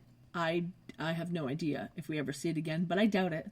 Anyway, so we get a better look at her dress, and we can see that it's got beading just below the hips, like one would call that a drop waist. Mm-hmm. Yeah. So the beading is the same as the beading on the shoulders, and it's got like little extra bits of fabric that kind of look like tentacles. Well, it was more ruffled. Yeah, it was a little tentacle-esque, though. Well, the back was. Yeah. And we can also see no like bra. They're trying to give her tails. Yeah, it was a little bit. We also see no bra, nipples on display. Some lovely, lovely nip shots. Yep. And somehow her boobs are still up. Well, she does have small enough boobs that they could have just, They're not that small, though. But if the dress was tight enough, they'd have stayed up. True. Yeah. Mm-hmm. But anyway, so they stop by the back door, and he hands her a little brown bottle, and he's like, drink this, it'll triple your power. Yeah. And I'm just like, don't fucking drink it. Well, yeah, there is that. But so we have a little continuity error with him in the bottle. In Phoebe POV, he's holding the bottle by the bottom, and in Anton POV, he's holding it by the top. Mm-hmm. Just a little thing. So she, of course, hesitates for a moment, and then she smiles and drinks the potion. And he says, that's my girl. Yeah. He tells her to test it to see if her power is stronger. Tripled, in fact. Uh-huh. She kind of looks around to make sure that no one's watching. And then we get a long shot where we see several crates that have bottles packed with straw. And I'm like, well, obviously she's going to do something to those bottles. Yeah, and she shoots a fireball out of her fingers and sets one of the boxes ablaze. It didn't really look like a ball. It just looked like a stream of fire. It was just I'd call it a dash. A dash of fire? Like, it was shaped like a hyphen. Like, it wasn't a ball, and it wasn't really a stream because it wasn't all that long. It was just like a dash. It was like an M dash. Okay. An ember dash. Sure. Anyway, so we then cut back to the present, where Phoebe comes to, sits up with a jolt, which startles her sisters, which I thought was kind of funny. Yeah, there was a loud breathe in. Hi, Blue. Hi, Bluebird. And she's like slightly confused as to where she is for a moment, and then she regains her composure enough to say that she was very bad. Very bad. Yeah, before we go to commercial break. And when we come back from commercial, Phoebe enters the attic looking for the family tree. Vocally. Yeah. Piper, Prue, and Leo all follow her in. Piper doesn't get it. So Phoebe explains that, back in the 20s, they were all cousins because, she's explained that Piper and Prue were both there. Mm-hmm. And they all lived in the manor. And Piper says something about so much for evolution. Yeah, which I thought was kind of funny. And then she opens a trunk and she kneels down beginning to look through it. And we have some exposition where we learn from Leo that they looked the same in the past as they do in the present because Phoebe's soul recognized their souls. And he's like, that's what soulmates means. Yeah. And that makes Piper a little uncomfortable. Yeah, a little bit. She seems just a little uncomfortable with that situation. And Phoebe is explaining her experience in her past life because she wasn't in control of her own actions. She was just kind of like visiting and experiencing them. Yep. But she does admit that she kind of liked being respected and being powerful, even if she was kind of evil. Mm-hmm. So, and then she asks Leo why she didn't get to keep the kick-ass power, which is, by the way, a power we've never seen a witch have thus far in the series. True. And it doesn't meld in with the 3 original powers that Melinda Warren supposedly had. True. Which, granted, neither does Prue's astral projection, but Prue's the only one who's getting the new stuff so far. Yeah. And also, we don't have any evidence of their past selves having more than one power. True. Mm-hmm. So, Leo says that her past self must have abused the power, and therefore it was taken away. She's like, that's sad, because it was hot. Literally. Yeah. And then she also mentions that Anton was hot, too. Apparently a good kisser and great with his hands. Yeah. Piper then reminds her that his hand may be the one that kills her, and Phoebe says that it could have been past Dan, which, happened to be Piper's husband. She just kind of throws this out over her shoulder at Piper. And I love, though, that she says, very casually. Yeah. And she says, sorry to Leo. And Leo's like, it's okay, I'm hoping Piper learns from her past mistakes. Which, you have to admit, was kind of fun. Yeah. It was a good joke. I just wish Prue had been the one to go there. Yeah. I think it would have had a little more punch. Had it not been Leo? Because then it just seemed petty. Maybe. I don't know. Anyway, Piper looks at Leo, Prue looks at Piper, and kind of smiles, and Piper just nudges her, which is kind of funny. It was a cute little moment. And then Phoebe sees a camera telling Prue that that's the one that she happened to use in her past life. And this is a camera we have never seen before in the attic, just saying. Yeah. And it looks vaguely like the camera that Prue was using in the past downstairs, but way more decrepit. Yeah, it's definitely been aged a bit. Yeah. Mm-hmm. And Phoebe says that Prue had to be a good photographer because people were lining up for her pictures. Prue is very, very into the fact that she was a photographer. She kind of fawns over this mysterious camera. Yeah. Prue asks Phoebe if she knows what her power was, and Phoebe realizes that she has no idea, but that it had to have been powerful because Anton had to triple her powers to overcome it. And then she opens a drawer and pulls out a very large roll of paper. Which is apparently the family tree. Yeah. And they go over to a box, and Phoebe unrolls the family tree, and they all kind of kneel down. That shot felt a little Jumanji to me. A little bit, over a giant, not crate, chest. Yeah, a little bit. A giant wooden chest. And Leo, puts his hand on the top of it to make sure it doesn't roll back up. Mm-hmm. This is the first time that we get to see the family tree with all of its errors and inconsistencies that will become much more apparent as we go on, and then we get further into the show. Prue finds their names at the bottom of the page. And we only get shown 2 of them. We get to see Phoebe Halliwell, and this is where we get her date of birth as 11/2/75, which is fine. Mm-hmm. And we get Piper Halliwell with her birth date of 8/7/73, which is, again, that's fine. Makes sense. And we see Prue's finger slide over, and we get the first and second continuity error that we see on our family tree. We have Penelope Johnson, which is Graham's, says that she was born 6/23/37, which is fine. That makes perfect sense. But it says that she died 3/5/68. No. Shouldn't it be 98? It should indeed be 98. Yeah. Because there's no way that Grams died in 68 if the girls were supposed to grow up with her, unless there's some sort of magic at play that's never explained. Because according to the timeline we have, she died March 5th, 98. Yeah. So. Typo. Yeah. Now, the next name down is Penny, Grams's husband, Jack Halliwell. It gives his date of birth as somewhere, circa 1930, and his date of death circa 1964. And I guess I didn't really know that Grams had taken his name. Well, we haven't gotten to know anything about it, so just... Wasn't there... Okay, in the 70s episode, wasn't there some kind of... She doesn't mention it in the 70s episode. Well, there's a comment that Penny makes to Patty about how she never even took Victor's name. Right. And Patty shoots back you didn't either. Yeah, I don't remember that. But... Something to that effect. She, contradicts her, and she's like, hello, pot, kettle? Well, but here's the thing, is we know that Grams has been married a few times. We only have... 3. That's what I'm saying. We know that she's been married a few times. We only have the one name on the family tree. Mm. And that's Jack, because that's the only one that resulted in a child. But the point is remember the name Jack Halliwell, because that is a continuity error that we will find out about later. But let's continue, because the continuity errors just get better.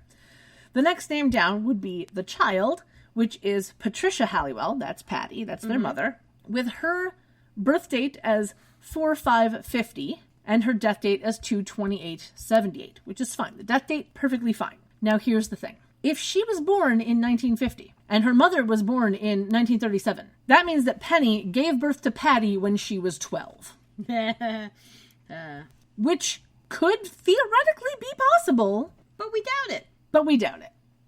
Just saying, it was probably supposed to be 27. Probably. Because that would make her 22 when she had her child. That would make much more sense.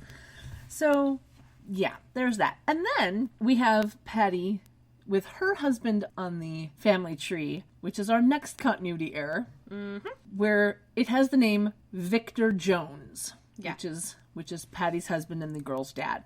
It just gives his birth date, because he's not dead, as 2/6/49, which is perfectly fine. That fits whatever. So we've only met Victor once, and his name at the time we met him was Victor Halliwell. Yeah. Which then the comment from Graham's about never having taken his name made no sense.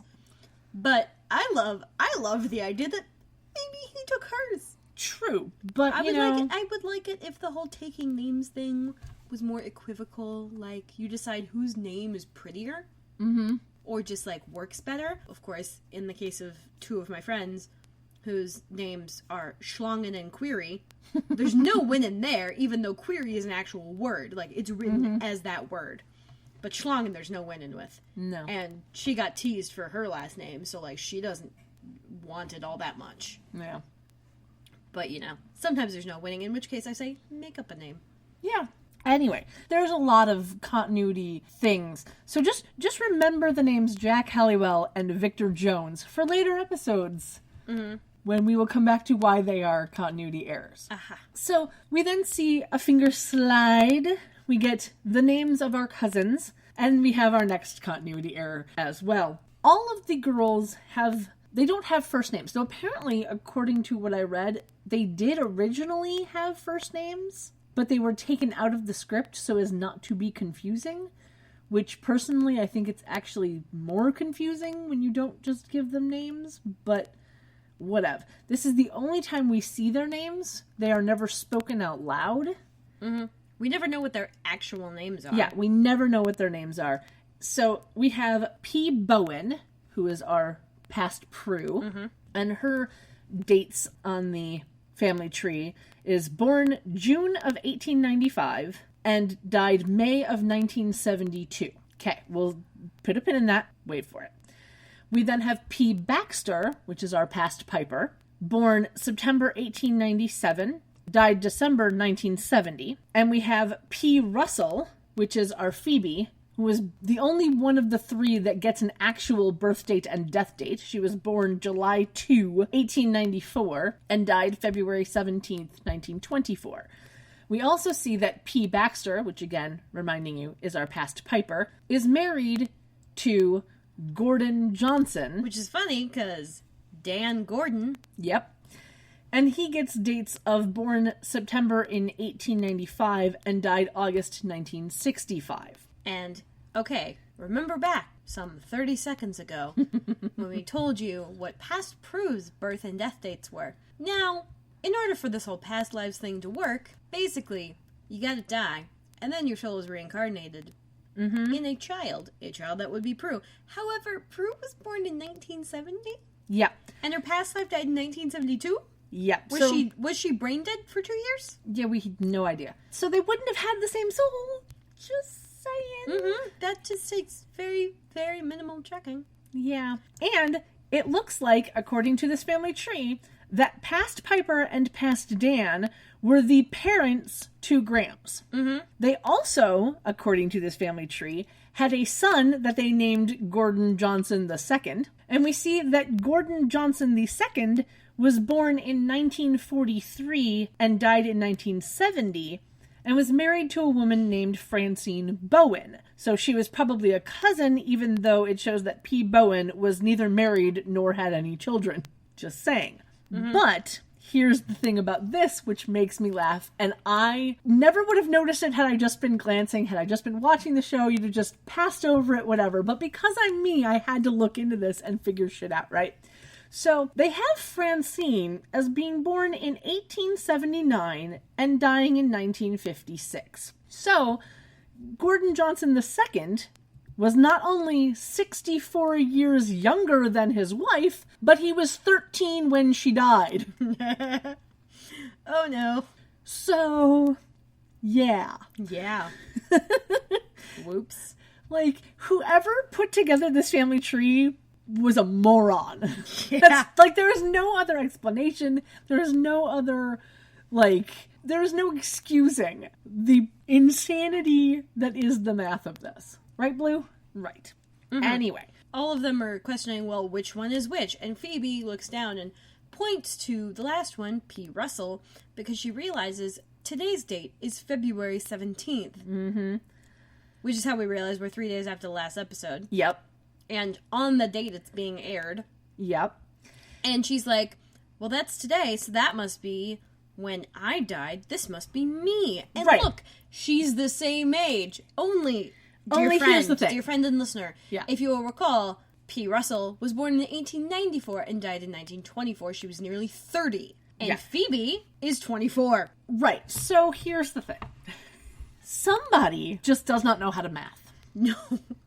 Because it's like you reading a clock.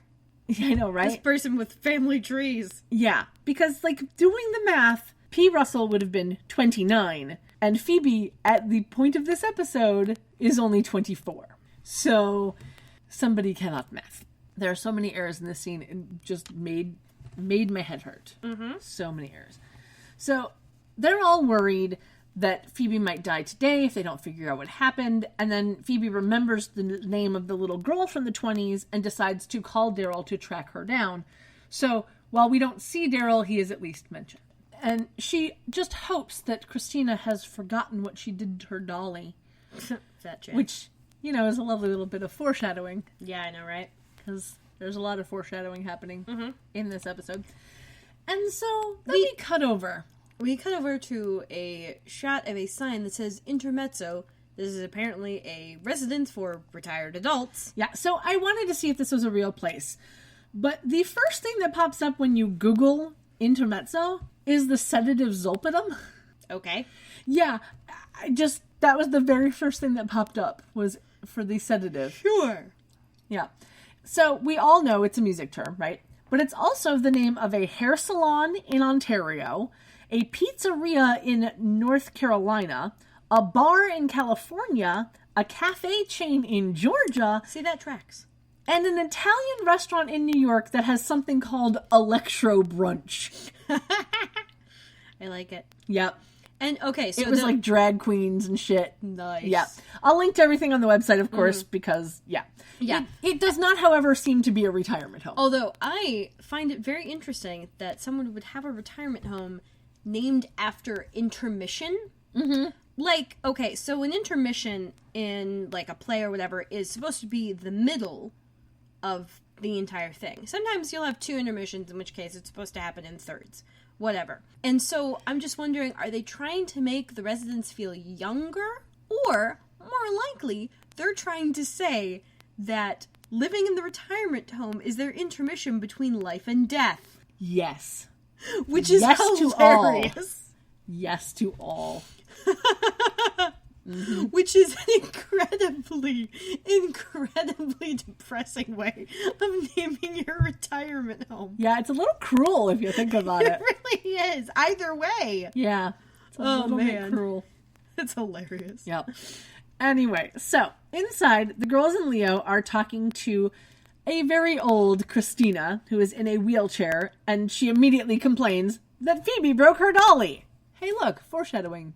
Paying off already. So, old Christina is played by Jeanette Miller. I have no idea how old she actually is, as there is no date of birth listed on IMDb, but her first acting credit on IMDb is from 1955, and her last is from 2012. Now, Jeanette Miller is not to be confused with one of the Chipettes, because the names of the Chipettes are Eleanor, Jeanette, and Brittany, and according to the 1980s cartoon, their last name is Miller. And in case you didn't know, Jeanette is the one with glasses. The tall, skinny one. Yeah. So Brittany's the little fat one. Yeah. So if you listen to the podcast Dear Hank and John, hashtag not sponsored, I wish. You will already know. They don't even have sponsors. Very true. You will already know that there is a wiki for Alvin and the Chipmunks called Monkopedia. And please do not hesitate to fall down that chipmunk hole. Yes. I will absolutely be linking that on our website because, let me tell you, you will learn shit that you never knew you wanted to know. Especially about the songs. Yeah. There is so much. I spent a good 20 minutes just clicking through random crap. That's actually pretty short for you. It is. I had to force myself to go back to the episode. But yeah, Leo says that it's a good thing that Christina seems to recognize Phoebe's soul, and we get a moment of Phoebe kneeling down near Christina and asking her to remember the speakeasy from 1924. Christina excitedly says that her daddy was a bartender, so I'm assuming that's Jack, the bartender that got a name with no lines. No. His name was Jake. Jake? Yeah, Jake. Jake from State Farm? Yes. I thought it was Jack. Hold on. He's wearing khakis. Hold on, was it? Oh, yeah, it was Jake. You're right. Yeah, you're right. So that was a typo from me. Also, from this, we can infer that Christina, who is in a wheelchair and a lovely, like, nightgown overcoat thing, like one of those fuzzy ones, that's like halfway between a nightgown and a bathrobe, has dementia. Yeah, either dementia or some form of Alzheimer's. Yeah, she remembers pretty good. Well, you can have lucid moments with Alzheimer's. I know, but, like, she's got some sort of degenerative chronological effect on her memory where she is behaving as though she is at the age that she is remembering. Yeah, at that point. Because she mentions that she liked the piano and she has this, like, little, like, high-pitched voice when she does it. Yeah. And then... Okay, fun fact. My grandmother, in the last year of her life, developed dementia. It was fairly well controlled, and she was never, like, she was never terribly, like, angry about being confused. But a lot of times, she would just turn to one of my aunts and go, "How many children did I have?" Like, she couldn't believe it. And we're like, 10, Grandma. 10. Only 3 of them did you birth, though. Don't worry. She'd be like, wow, that's a lot of kids. Like, this would happen frequently, and it was always amusing. Anyway, she says in this, like, little kid-sounding voice that she liked the piano, and then she starts singing If You Were the Only Girl in the World, which is a song that came out in 1916 in London, of all places. I will link to the wiki for that on the website. Makes sense that it would probably take a while to get over here, then. Yeah. Especially to San Francisco. Yes. Although, once you get to America, getting stuff by a phone line and radio is probably a little faster. Probably. Than just going across the pond. Yeah. So, Phoebe then touches her hand, kind of stopping her from singing, and asks her about her past life self, of do you remember me? Yeah, and Christina pulls her hands away and says, she was an evil witch. Yeah. She then says that she liked to hide on the upstairs landing, and she could see everything that happened. And apparently there was fire and screaming, and then Phoebe was murdered. Yeah. And Christina refuses to tell them who murdered her. Yeah. Prue kind of asks if it was Anton, but all Christina can remember is the pretty necklace being ripped off the bad witch before she was strangled to death. And Leo asks who did the strangling, but then Christina starts crying again about her doll. Yeah, she's like, it was my favorite dolly. Phoebe then, of course, apologizes, and they all walk outside of the room, and Phoebe kind of looks around, and we get a lovely pan scan of the old people. Doing old people things? Yeah.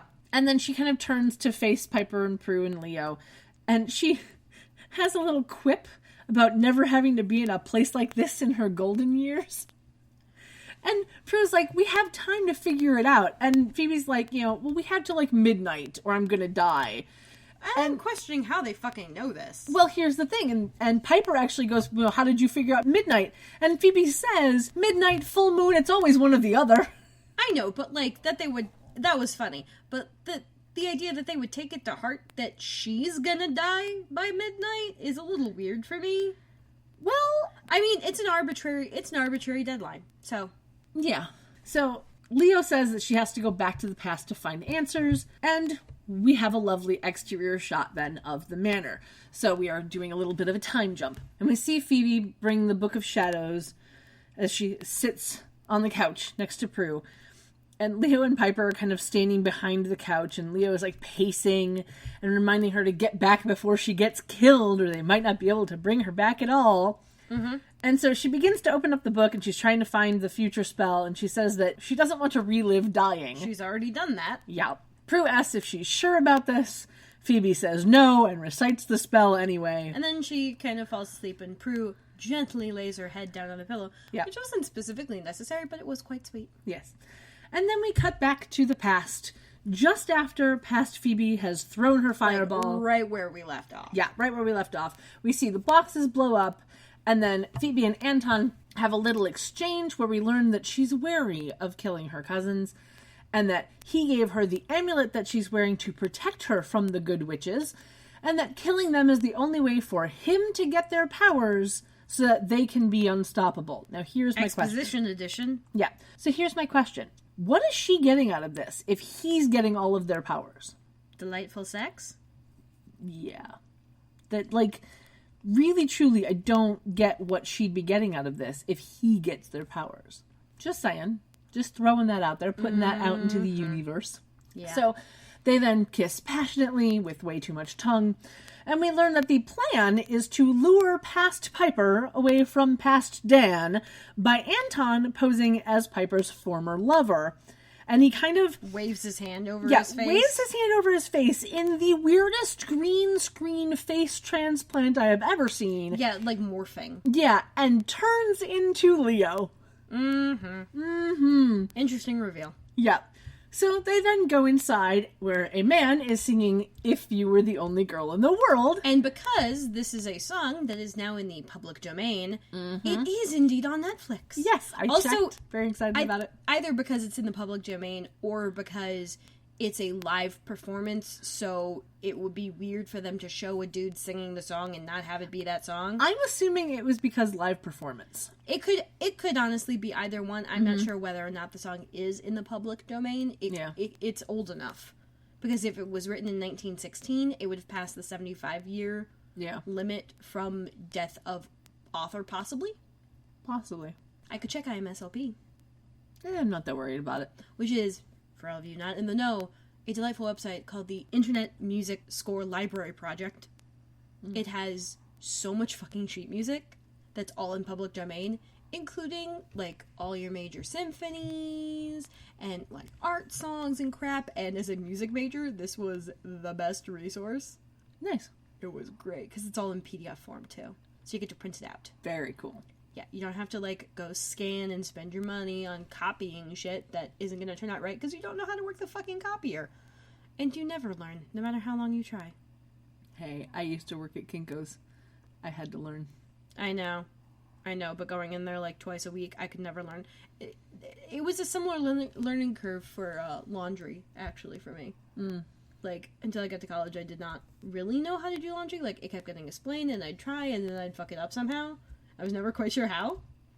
Actually, similar learning curve to me and algebra. Now that I think of it, I have a lot of very similar learning curves. Knitting, too. Holy shit. Hey, you know. I didn't understand how to knit until I realized I'd been doing cast-ons with my headphone cords for years. I just didn't know that's what that was. I just called it one-strand braiding. Okay. Just like pull loop through, pull loop through, pull loop through. Okay.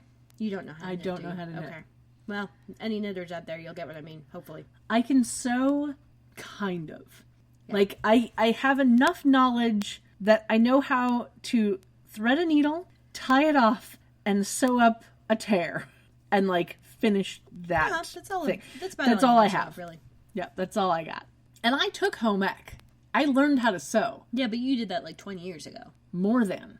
Yeah. That's closer to... 30. No, not 30. Well, no. What was that, middle school 28. Closer to 28 years ago. 28 is closer to 30 than 20. Yes, but I was about 9, where I would... 30 years ago, I'd have been 7. Uh-huh. And that, no. So, no, actually, more like 25 years ago. Okay. 25 years ago. Yeah. 25. Middle school? Yeah. Yeah, same. Anyway, that's neither here nor there. Piper is watching Dan play the piano when she spots Anton as Leo behind her. And he kind of smiles, and she kind of, like, looks over at Dan to make sure he isn't watching, and then goes over to our Anton-Leo hybrid. She asks what he's doing there, and he's like, I missed you, baby. Yeah. And pushes her up against the wall next to the front door. Yeah, and he, like, starts grabbing at her. Tries to start macking on her. Yeah. And she's like, this isn't you. He's like, you're right. And then suddenly the hand that was on her hip waves in front of his face. Yeah, it was another crap green screen moment. Yeah. And he turns back into Anton, but it was like it's like they used all of the money that they had for this episode on the costumes. Yeah. And they were like, fuck, we need to green screen something. That's probably how they did it. We can do this for like 50 cents, right? Like, this was the worst green screen. And they only do it twice. Mm-hmm. But it was the worst green screen I have ever seen, like, ever. Like, this is, like, if you've ever seen, like, classic Doctor Who, that had better... Oh, honey. Imagery. 1970s music videos is all I have to say. Yeah, there is that. Anyway, so she tries to scream, and Anton covers her mouth and signals Phoebe, who goes over to Prue, who is getting a couple ready to get their picture taken. And this is when we finally see the back of her dress that is completely low cut. And there's like, down near the bottom, there's like a ribbon or whatever holding the two sides of it together so it doesn't completely fall off of her. Yeah, and it has another drop waist kind of thing where the same, like, diamondy trim at the neck is also at the drop waist. Mm-hmm. And the pearl necklace that she's wearing that is short, like really tight, kind of choker-esque at the front of her is very long and knotted at the back. So it's like draping down her back. Mm-hmm. It was really nice. Hella sexy. Yeah. Like super nice. And she like heads back over to her camera and she sees Phoebe and stops. And Phoebe asks her to talk upstairs. And then we cut back over to our past Piper, who has gotten free from Anton's grip. And kind of yelps and falls on the floor. Yeah, and so everyone in the building focuses their attention on her. And then Phoebe realizes the game is up. Yep. She throws a little fire at Prue, who blocks it by blowing into her hand and breathes an icy breath at it that, like, destroys it. Yeah, the first time I saw this, I was under the impression that this was, like, a specific, like, potion or yeah, spell so did or I. something. Like, I didn't think that was her power. It seemed like, oh, she just had in her possession a thing that, like, in a pouch that she would blow, like that dust that Leo used on the girls to make them forget shit. Yeah. Like, I thought it was like an icy, like, spell breath thing. Yeah, it was very much a hand in front of the face blowing over the hand to make this icy breath. It didn't look like that was her power. It looked like that was a spell to be icy. But apparently this is her power. And it's another one that's completely unlike anything we've seen before. Yeah, and whatever, and all the ones Melindoran had. Like, yeah, it's completely, it's rather appropriate for the time period because it's nouveau. Yeah. Anyway. Yes. Anyway. So, people get up and, like, start running, knocking Phoebe and Prue down in the process. In a very choreographed motion. Yeah. And then Piper is once again being choked by Anton because, you know, she's fallen to the ground and is getting choked. It's a thing. So Dan smacks him across the back with a cane. Yeah, he breaks. He grabs like a random cane that just happens to be there, a la convenience, and like whacks Anton in the back with it, which knocks him off of Phoebe. Nope, knocks him off of Piper. And then he turns around and smacks Dan clear across the living room into the fireplace. Yeah, like Prue gets up. We see Anton, you know, notice this, like, fly that has whacked him on the back, flings Dan into the fireplace, and he hits the mantle and just ruins it. And he falls unconscious to the floor. So now here's my question. Do we count the fireplace mantle as part of the FAQ? I would count that because that's something that has to be replaced. All right. Like, vases don't count because you can buy a new vase. They're interchangeable. They move around. But mantles, grandfather clocks, and tables count as furniture. Yeah. Yeah. Okay, so with the mantle being busted to shit, that brings our furniture annihilation quotient up to 14 for the season and 19 for the series. Okay. We haven't had the furniture annihilation quotient in a while, but now it is up by 1. FAQ is back. Yep. So Anton then turns to Piper, who tries to freeze him, but he fights through it. Like, it's a very interesting sort of, like, stop frame thing. Yeah. That was done pretty well in post. Yeah, it was very interesting because Which, granted, you don't have to do a whole lot. It's just you slow down the frames and make it kind of sequential, so it's not... Right. But, like, it's no green screen effect. No, this was a much better effect. Because everyone behind him is still running at normal speed, and he is just in this, like, slow-mo thing. But he fights through the freeze and begins to choke her yet again as people are running behind him. And we see our little Christina run upstairs and hide on the landing as everyone flees from the house. And then Prue tries to use her little ice power again on Phoebe, but it goes directly into her necklace. Why didn't it do that before? Because it was aimed at the fire M-dash. All right. The Ember Dash.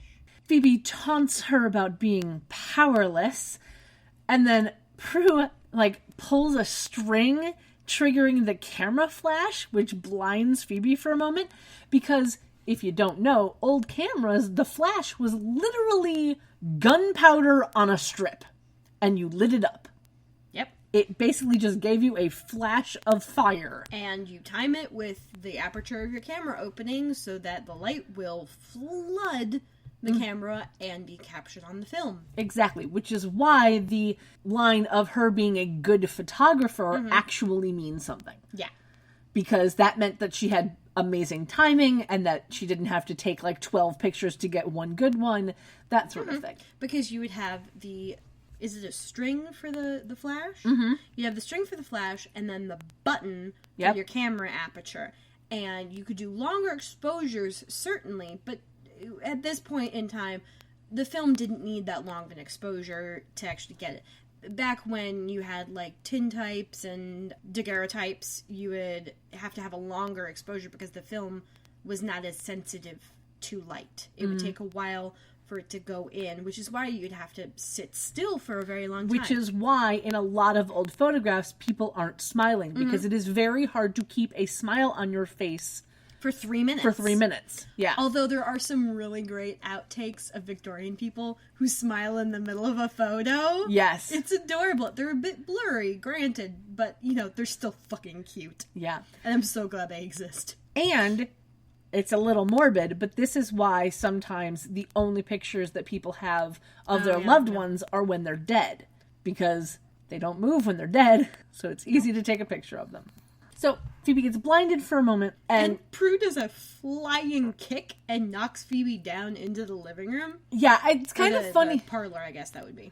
Yeah, it's kind of funny that Prue is the one in the past who gets to do this, like, flying kick. But as she's doing... It was a pretty clear stunt person. Well, of course. But as she's doing this flying kick, we can see that she is wearing period-correct undergarments and hose. I know, it's beautiful. Yeah, it was great. So Phoebe tries to get up, but Prue, like, holds her hands back, and we get a little cut of Christina watching from the stairs. And then Piper, who is still being choked, has enough thought to knee Anton in the balls. And it works like a charm. Yep. He kind of reaches down toward his crotch. Yeah. As she, like, gets up from under him and just fucking tosses the grandfather clock onto his back. Like, that grandfather clock is fucking heavy, so clearly they made, like, a shell to look like possible grandfather clock. Yeah. That she could just throw, because it takes her, it's a one hand. It's a one-hand it's throw. absolutely a one-hand thing. But with the grandfather clock being destroyed, that brings our furniture annihilation quotient up to 15 for the season and 20 for the series. So then we cut to people like running out of the house and down the stairs outside as we hear screaming happening inside. So much scream. Yeah. And then we head back inside to see Prue and Phoebe still fighting in the living room, but they're like sitting on the floor, like not wrestling, but they're just kind of like holding. Kind of wrestling. Well, no, but they're like tugging at each other. Yeah, they're like holding arms and tugging back and forth. It was very funny looking. It's a lot of what little kids do. Yeah, kind of. Like, a little bit. Without there's no punching or anything. There's grabbing each other's arms and, like, physically struggling because, maybe one of them wants the remote. Like, it looked like a childhood remote fight. Yeah, a little bit. Yeah. Or a doll fight. Like, something like that. Yeah. So then Piper enters the room, grabbing a curtain tie as she goes, which is basically just a little rope, and uses it to begin strangling Phoebe. And then, not in the fun way. No, not in the fun way. And then Prue, like, grabs the amulet around her neck and pulls it off of her, which... And then throws it. Yes, but we have mentioned this before. It's very difficult to pull jewelry off. That is very, very difficult to pull a necklace off of somebody without, like... Even if it's shitty. Physically harming them. And we can see that Christina does, in fact, witness this necklace being thrown. And then Prue takes a slip of paper from behind a garter strap on her leg that I'm not really sure would have stayed in place after that jump kick, but a la convenience, what can you do? And we get, of course, now a little bit of exposition that past Prue and Piper know that Anton is a warlock and that he and Phoebe have fallen in love and he that subsequently turned her evil. Yeah, so I believe this is the first time that we have had a warlock fall in love with a human and turn that human evil. Well, a witch. Well, yes. But I do believe this is the first time we've had that happen so far. So they tell Phoebe that they can't have her and Anton joining forces in this life or any other. And then they ask God for forgiveness. Well, Piper does. I always find it interesting. Well, because they know they're about to fucking murder her. Yeah. Also, I mean, well, better ask forgiveness than permission. No, I get that. I get because if they ask God for permission, they're gonna wait a while before they get it. Well, but like I understand the asking forgiveness. I get that. Like we're about to murder somebody. Please forgive us. I think for me, it's more of the asking God for forgiveness. Like if they're supposed to be Wiccan. Well, remember Piper had the whole hang-up thing about not being able to go into a church. Like, yeah, they might be Wiccan in terms of their witches, but I have a feeling they were definitely raised going to church. Right, but this isn't current day Piper. True. This is past Piper who absolutely knows she's a witch and is being a witch. Well, the two aren't necessarily mutually exclusive. Like, they could be practicing witches, but also because, society has weird hang-ups, they go to church. I don't know. It was just a weird situation. Like, had it been current day Piper asking God for forgiveness, I probably would have been okay with it. A little bit more. When did the modern whole American fundamentalist thing pick up? I have no idea. God. I have no idea. But, whatever. It doesn't really matter. It was just more of a semantics type thing, wherein if she is a witch and therefore, like, had she said goddess forgive, I probably would have been like, okay, fine. But it was just the asking God for forgiveness was just a little weird.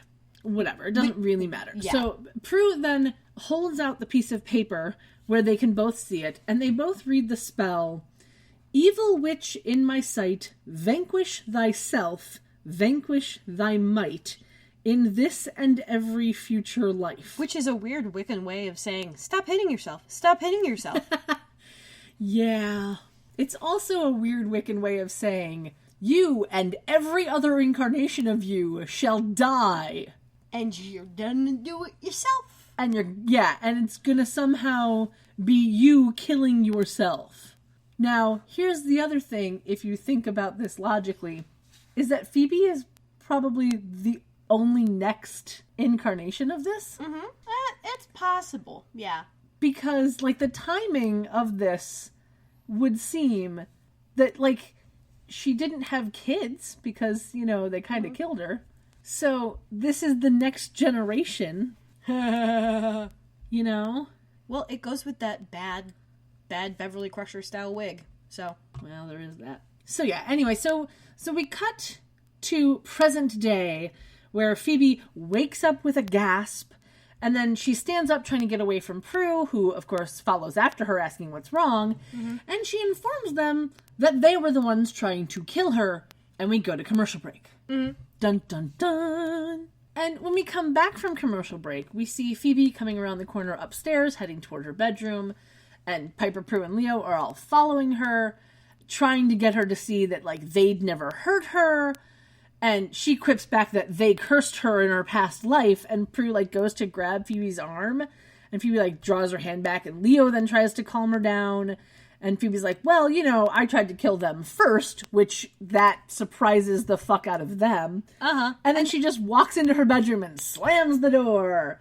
Yeah, I'm a little confused as to why she's angry at them for what the past lives are doing, because she clearly knows she tried to kill him first. So I guess it's just an excuse to change scenery so she can walk off and they can film a different room. Yeah. Anyway, so after they have their little moment of shock, they follow her into her room.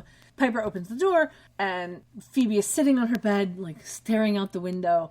And Piper tries to say, it wasn't really her, but Phoebe goes back to other things we've seen of her where she's like, but part of me loved being evil and it was seductive and we've had this plot point before. Yep, we have had it before and I'm sure we'll have it again. Indeed. Yep.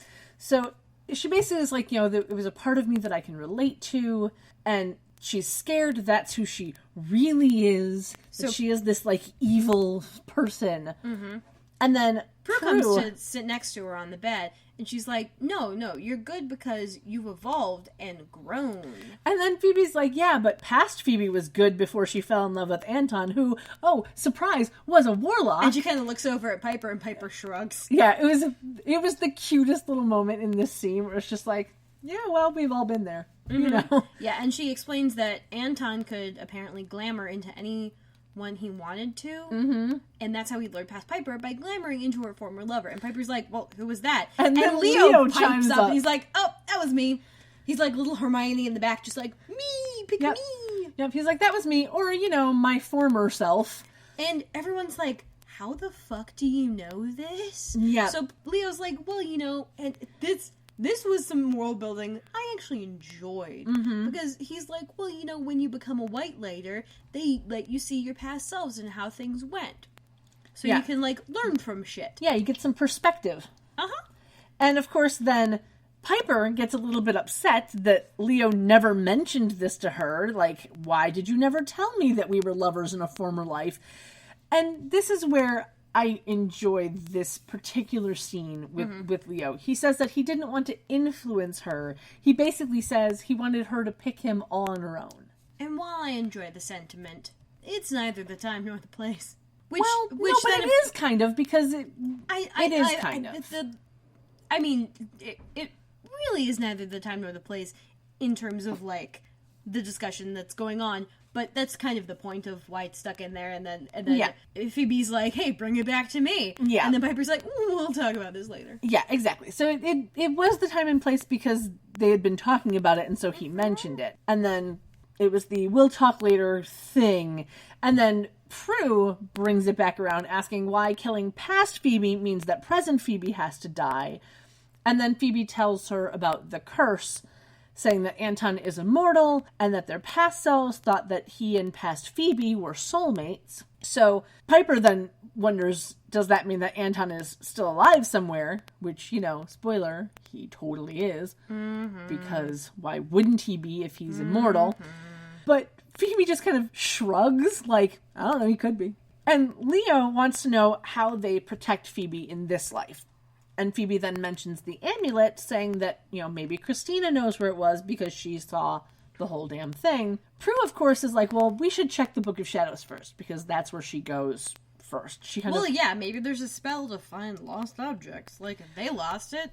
Yeah, or, that maybe there's something about Anton in the Book of Shadows. Maybe there's something about this amulet. Maybe there's something. she walks over to Piper, and Phoebe's like, yeah, you two go look into that. I'm going to go downstairs and get some food. I'm starving. And Piper, believing this obvious lie, agrees to meet her downstairs later. Like, this is not the first time that someone's like, yeah, you go into that room and do something, and I'll just be over here, and then they do something completely different. Obviously. And it's so transparent. It's completely... I can't even tell where the borders are, because I'm seeing right fucking through it. Yeah. It is very much an obvious lie, but they believe it, and they're okay with it. And so... Piper and Prue walk out, and then Piper, like, as Piper is walking past Leo, she kind of gives him a little dirty look. It's kind of funny. And then Phoebe asks Leo to go to the retirement home with her, and he, like, asks about her sisters, like, why not tell them? And she's like, no, I don't want them to be there, because if I can't find the amulet, I'm gonna die, and I don't want them to see that, I mean, never mind that even if it's getting anywhere close to midnight, you're getting kicked out of the retirement home anyway, but... Well, yeah, because, visiting hours aren't that long. Nope. So, she grabs her bag, and Leo leaves with her. And we cut up to the attic for a moment, where Piper and Prue have walked in. They head over to the Book of Shadows, saying something, we need to find something to save Phoebe. They hear a door slam in the background. And Piper Way too close in the background, mind you, because this is the front door. Yeah. And Piper goes, where's Leo? And then we cut over to Christina sitting in a wheelchair back at the retirement home looking out a window. It was just very funny that it was like, her first thought wasn't, where'd Phoebe go? Did Phoebe just leave? Her first thought was, where's Leo? Her first thought wasn't even, was that the front door? Yeah, no. Her first thought was, where's Leo? Yep. So, at the retirement home, Phoebe comes through the door with Leo behind her, and they immediately, like no pretense, nothing, immediately start asking Christina about the necklace. But she's a bit catatonic. She's not responding. Yeah. So, after a moment of, like, them just kind of staring, Christina looks at Phoebe and says that she saw the necklace slide across the floor. And for some reason, like, Phoebe just kind of sighs and gets up, like, okay, that's not going to be an answer. That's not going to help me at all. Leo is the one that was like, this is never going to work. We're never going to find it. Which, in that moment, you're just like, who are you and what have you done with Leo? Because there's no reason for him to be acting that way. But this is when Phoebe asks him if she'd be able to write a spell that would send her back to her past self and allow her to control shit. Which then I'm like, consequences? Well, there's that. Smash a mosquito in Jurassic era, and suddenly everyone's lizards? Like... Yeah, there is that. But we've had your time travel thing a couple episodes back. Yeah. Yeah. We've had it couple episodes back. Yeah. So, basically she wants to go back in the past, have complete control of her actions, so that she can find the amulet and hide it someplace safe where it'll be hidden for the next 76 years. Good luck. Yeah. Leo says that the only way for her to do that is to switch life forces with her past self, meaning that the evil one is going to be in her body while she's stuck in the past. And Phoebe, of course, reminds him that if they don't find the amulet, she's going to be dead anyway, so what's a little life force switching between relatives, right? Yeah. Yeah. So she looks around for like a pad of paper and a pen, and she finds such a thing on the night table, a la convenience. And so she goes and, like, starts writing a spell. Just just quick as can be, writing a spell. And despite the fact that she has complained in the past about... Oh, in the past? Yeah, 3 days ago. Yeah, 3 days ago she complained about not being able to write spells on the fly. Yeah. And here she is, writing a spell on the fly. Yep. Within, like, under a minute. Yeah. So in the past 3 days, she's learned how to write spells in a hurry. Oh, yeah. Yeah. Anyway, Leo reminds her that the past Prue and Piper will still be trying to kill her. Yeah, because she's not going to look any different to them. No. And she tells him not to worry and points at his face because he'll get wrinkles. Yeah, because he's mortal now. It was kind of cute. It was cute. He smiled. She smiled. And then she lies down on the bed, looks at the paper, and then closes her eyes because guess what? She not only wrote it on the fly, she memorized it on the fly. Well, she just thought it, so why wouldn't she remember what she just wrote down 3 seconds ago? So now here's my question. Why did she have to write it down? Just saying. Just saying. So she speaks the spell that she wrote, which is, in this time and in this place, take the spirit I displace, bring it forth while I go back, to inhabit a soul so black. And doesn't it change on subsequent? Yes, because she basically wrote herself a return spell. Yeah. But, like, no, even the rhyming structure changes on the return spell. Yeah, but we'll get there.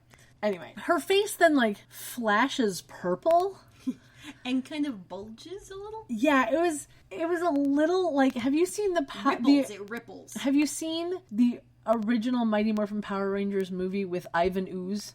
Yes. Like, that's kind of, like, the vibe that I had, where it was just bit. this, like, ripply purple face thing. Yeah, it was a bit of an opacity shifted purple. Yeah. So, we then cut back to 1924, where past Phoebe's face flashes this same Ivan Ooze purple, as she's being strangled by past Piper. And she tries to say, I'm not who you think I am, but she can't really talk because, being strangled. Yeah, so she uses her present martial arts know-how to kick Prue in the stomach. Yep. And then flips past Piper. Yeah. And then does, like, a backward roll. That's clearly very difficult for her in that costume. Yeah. But she does this, like... It looked a little stilted. Yeah, she does, like, a backward somersault, and she gets up, and then, like, Piper's like, where did she learn to do that? And then Phoebe runs over to the bar and looks over the counter to search for the amulet. It was very funny. She kind of, like, put her hands on the bar and, like, jumped up, like, pushing herself up, and was just kind of staring. And I'm like, why are you looking back there for the amulet when it was ripped off of you, back over where they're standing? Mm-hmm. Just saying. Yeah. So, when she doesn't find it, she runs upstairs where Christina is no longer there. Yeah. And she's kind of doing this, like, bouncy, like, ooh, ooh, ooh, ooh, ooh, sort of sound. Yeah, like, I've got to get away from them, because, she sees them. But my question is, where the fuck did Christina go? She just disappeared, and it's never explained. Never explained. Yeah. Neither is where the amulet went. Well, there is that. Past Prue is wondering why she's running away from them instead of fighting, and Piper kind of flips her gauzy cape back over her shoulder, and she's like, she's probably luring us into another trap. Yep. And then we cut back to the retirement center because can't stay in one place too long, and we can't apparently stay in one time period too long either. Leo, for some reason, is asking Phoebe if she's all right. Mm-hmm. I don't understand that logic. Why are you asking if she's all right? Because you know that this is not going to be current day Phoebe. So why are you talking to her? Why are you trying to wake her up? I don't either. I don't get it. But then Christina gets up, walks over to her jewelry box on a little table, saying, here, there, everywhere, and takes the amulet out of her jewelry box.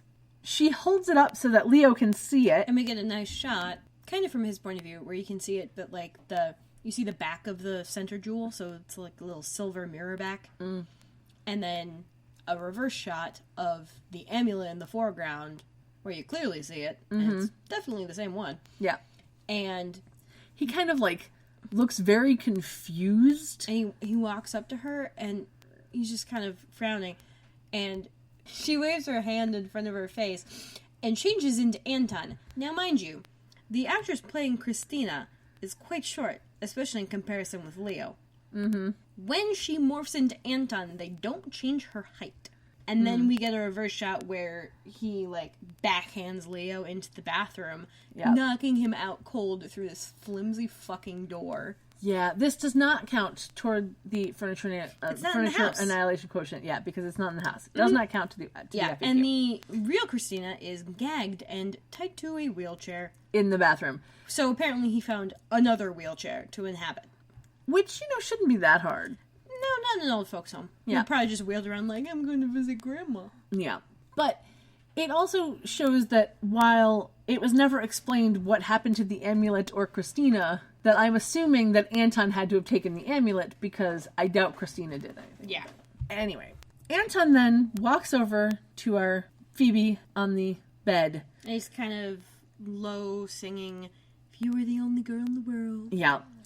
And he, like, lays the amulet on her neck and kisses her, telling her to wake up, which she does, and she looks around, and as she sits up, wondering where she is, the necklace is now securely around her neck, even though all he did was lay it on her neck. He absolutely did not get his hands behind her neck to clasp it shut. Nopity dopity. Yeah. He helps her stand up and says that she's been reincarnated, reborn. And they kiss. Yeah, we get another unnecessary amount of tongue. Yeah. And then we go to commercial break because why wouldn't we after that?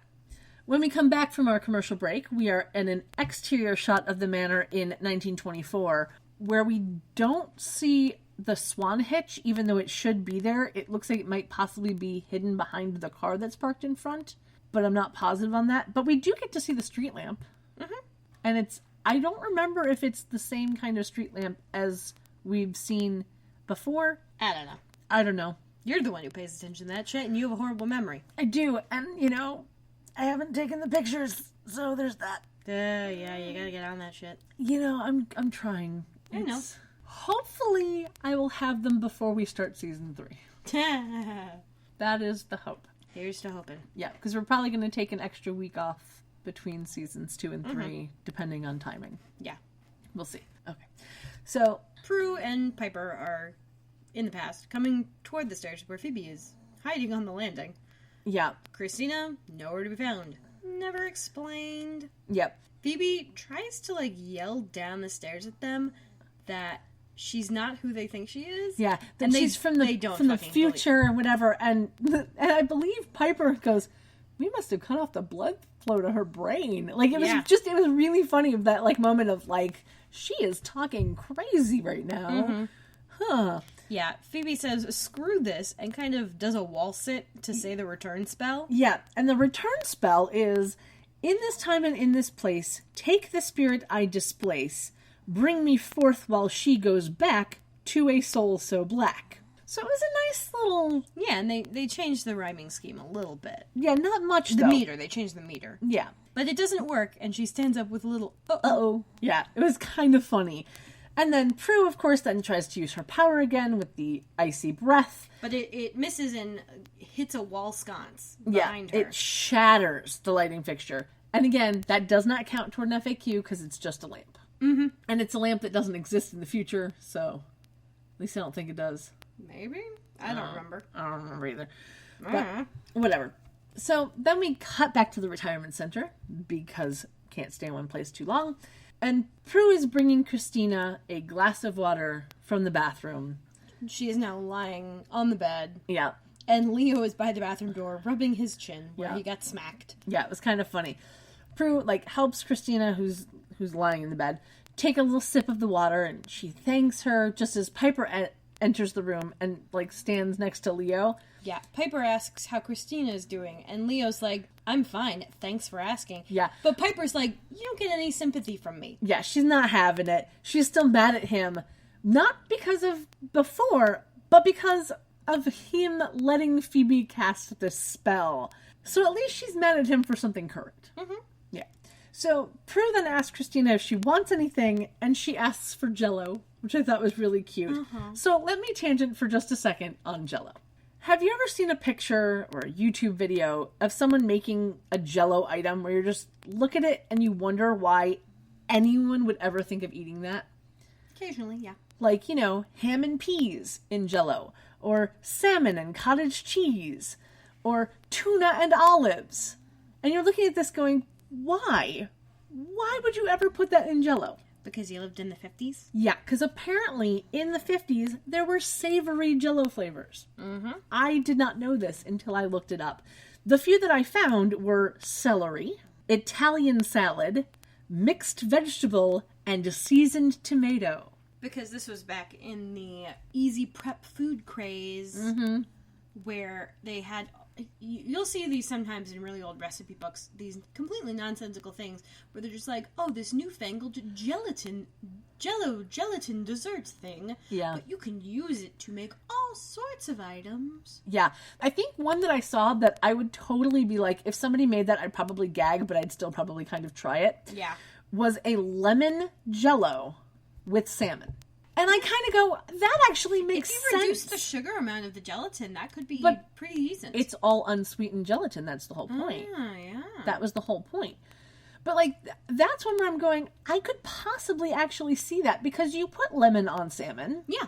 So with the exception of the texture thing of Jell-O, yeah, I can see those tastes actually going together. Yeah, the tuna and olive thing actually doesn't sound too terribly horrible. Yeah. In that I enjoy tuna and I enjoy olives, and they work together. Mm-hmm.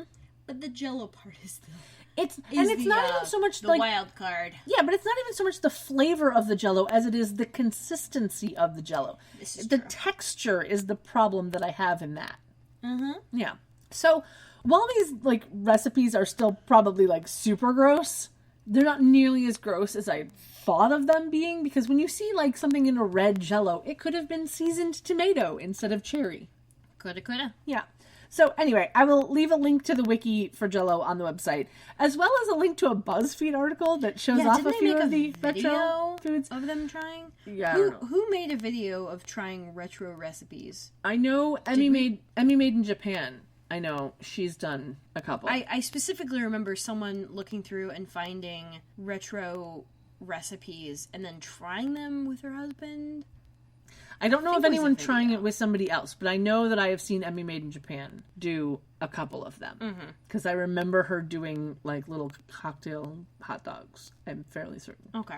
But yeah, I will also link to a BuzzFeed article that shows off a few of these retro foods, because they are a horror to behold. Oh, yeah. Anyway, so Prue says that she will look into finding some Jell-O, and she heads over to Piper and Leo and says that, she doesn't think that Christina has a clue about what's happened. Which is accurate, because the woman either has Alzheimer's or dementia. She's not too terribly good with the present. Yeah. Piper, of course, wonders how Anton knew to come here, and Leo reminds her that Christina is the only living link, and so, You are the weakest link. Goodbye. Yeah. So Prue is just like, Or in this case, hello. Yes. Prue is just like, we have to get Phoebe back, whatever the consequences happen here. Piper, of course, reminds him that the amulet makes our little Evie Phoebe. Evie Phoebe. Yeah, our little evil Phoebe immune. So Prue's like, well, then we just have to get it off of her. And Leo's like, yeah, but you have to make sure that you get it back onto Phoebe once she switches back to protect her from, the whole dying thing.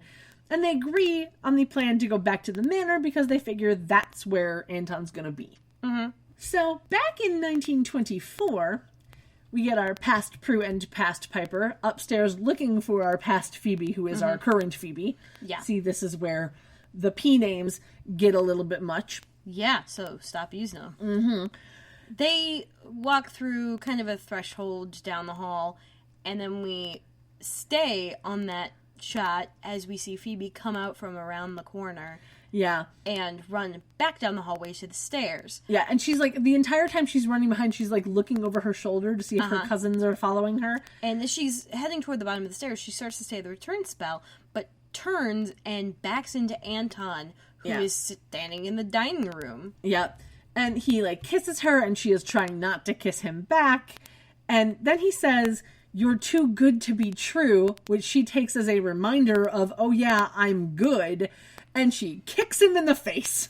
With a hi-ya. Yeah, it was kind of funny. And he goes flying backwards, lands on this gaming table that has replaced the dining room table. Yeah. And the legs all break off, and it does that thing where it, collapses to the floor, but, in a controlled, tilt sort of thing.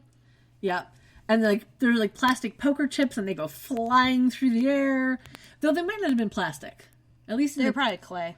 Yeah, I was going to say, in the 20s they wouldn't have been plastic. But they were poker chips, and they went flying through the air. If anything, they would have been Bakelite. I don't know, was Bakelite? Well, not plastic. Rather than being plastic, they would have been Bakelite, but they were probably clay. Yeah. And we are counting that gaming table as furniture, because it is called a table. Yes. And it is in the house. So... Yes. Which brings our furniture annihilation quotient up to 16 for the season and 21 for the series. So we have had 3 additions to our FAQ in this episode alone. Prue and Piper then come up behind her after she has knocked down Anton, and they throw a curtain tie around her hands and another around her neck, and they make no mention of Anton breaking their table, but, whatever. They're but focused at the moment. I can forgive them. Yeah. Back in 2000, Piper, Prue, and Leo are looking for Anton and our past Phoebe at the manor. Prue has added a small pink jacket to her outfit. for some reason. Is it the same one she had tied around her waist? I don't think so. Is it a different pink? I think. Oh my God. I think it's a different pink. I mean, I could be wrong, but I honestly don't know. And for a moment, they think that they're not there, but then we see that Phoebe is in the wicker room, kind of lounging in a wicker chair, and Anton walks up behind her and like holds her hand, and she says, "Hello, cousins, or is it sisters now?" And How the fuck did she learn that information? Yeah, I don't know. And then Prue tries to use her power against our past Phoebe, but the amulet is protecting both her and Anton because they're holding hands. Mm-hmm. You know, because that's a plot device. Phoebe and Antoine then get up and like start walking toward them, and Phoebe like throws a fireball at them. Piper gasps and freezes the fireball as Prue and Leo like duck behind the couch. It's kind of funny. And then like Prue pulls Piper down with them behind the couch, and they're trying to figure out how to get the amulet just as the fireball unfreezes. So here's my question. Why did the fireball unfreeze so quickly? Because we know that her power... 3 words. A la convenience. That's only 2 words. No. A la convenience. No, but Allah is 1 word. No, it's not. Yes, it is. No, it's not. It's Allah. Yes. The way I've been spelling it's A-L-A, 1 word. That's not how you spell it. I know French. It's how I've been spelling it. Do you not see my notes? I know you see my notes. I see your notes, and I don't correct you on that one because I know you don't know French. Which is why you also don't pronounce any French words. There is that. Anyway, so the fireball unfreezes, and it looks like it hits the wall cabinet in the hallway. Yeah. But nothing actually catches on fire. Because that would be too difficult to do in post. But like... And they would have to show evidence of it in another shot, and that's too much work. Yeah. But I just thought it was very funny, because it's like we could have had yet another FAQ moment, and we don't. I know, right? Because apparently the fireball does nothing.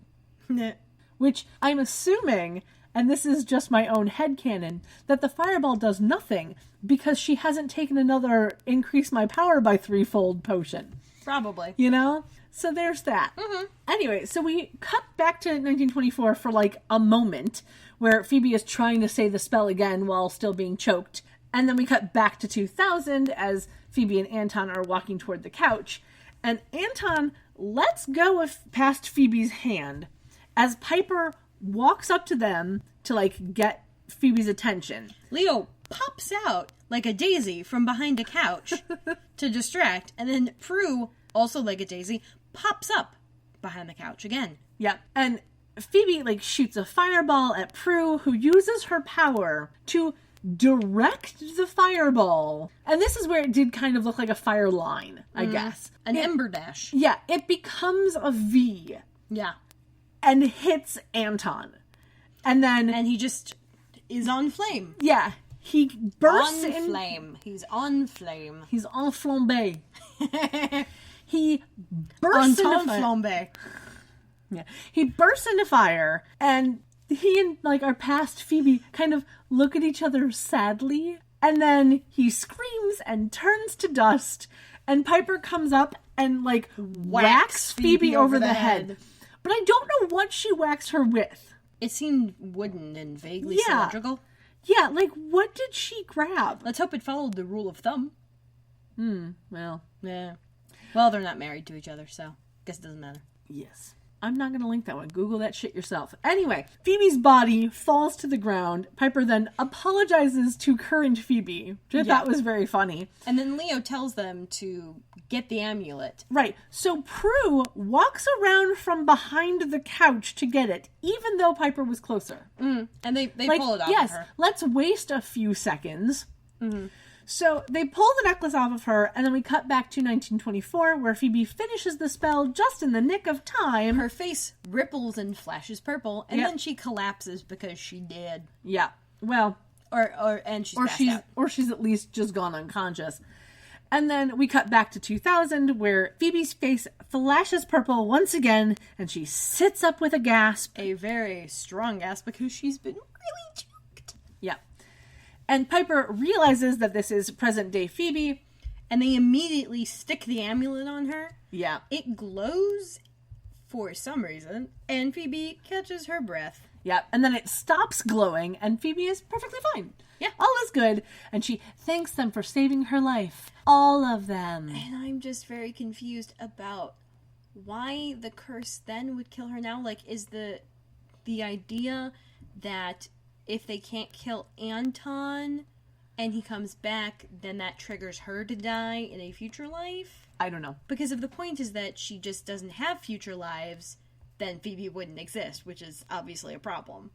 Well, I'm just wondering how they retcon the logic of this. It is never explained. Never explained. Yeah, there is no semblance of an explanation as to why this is a thing that happens. There just isn't. Yeah, we get an exterior shot of the manor, and judging by the fact that Piper has changed clothes, it must be the next morning. Yeah, she's now in dark jeans and a long-sleeve dark blue V-neck shirt, and her hair is in low pigtails. It's real cute, and like there's that one bang that's kind of hanging out. Yeah, it's and like super these are pigtails where the ties are like directly behind her ears. Super cute. Yeah, it's adorable. And she's showing Leo to the door, and he's hoping that she's not upset with him anymore about not telling her about his past lives and their lovership. Yep. And she's like, I don't even know what this all means. And he very helpfully says that it means they're destined to be together, despite the fact that in their past life, she was married to someone else. Well, but that's the whole point of the line before where he said he's hoping that she learns from her past mistakes. Whatever. The doorbell rings, and Leo's like, saved by the bell, until he opens it and Dan is standing there. And he's like, or not. Yeah. Dan is in a blue shirt, guess what? Tucked into jeans, with a brown belt and a tan jacket. But it's not the same blue shirt that he was wearing before. Good. So, yeah. Dan asks why Leo is there. Piper says he's just leaving. Leo's like, yep, see you at work. And he walks out the door, and Dan closes it behind him. Then says to Piper that, even if she gets mad at him for it, he's got a weird feeling about Leo that makes him worry about her around him. And this is where I realized that Dan's hair is the greasiest we've ever seen it, and I am not a fan. Yeah, it does not look good. It's super greasy. Yeah, it's bad. Yeah. It's like super bad.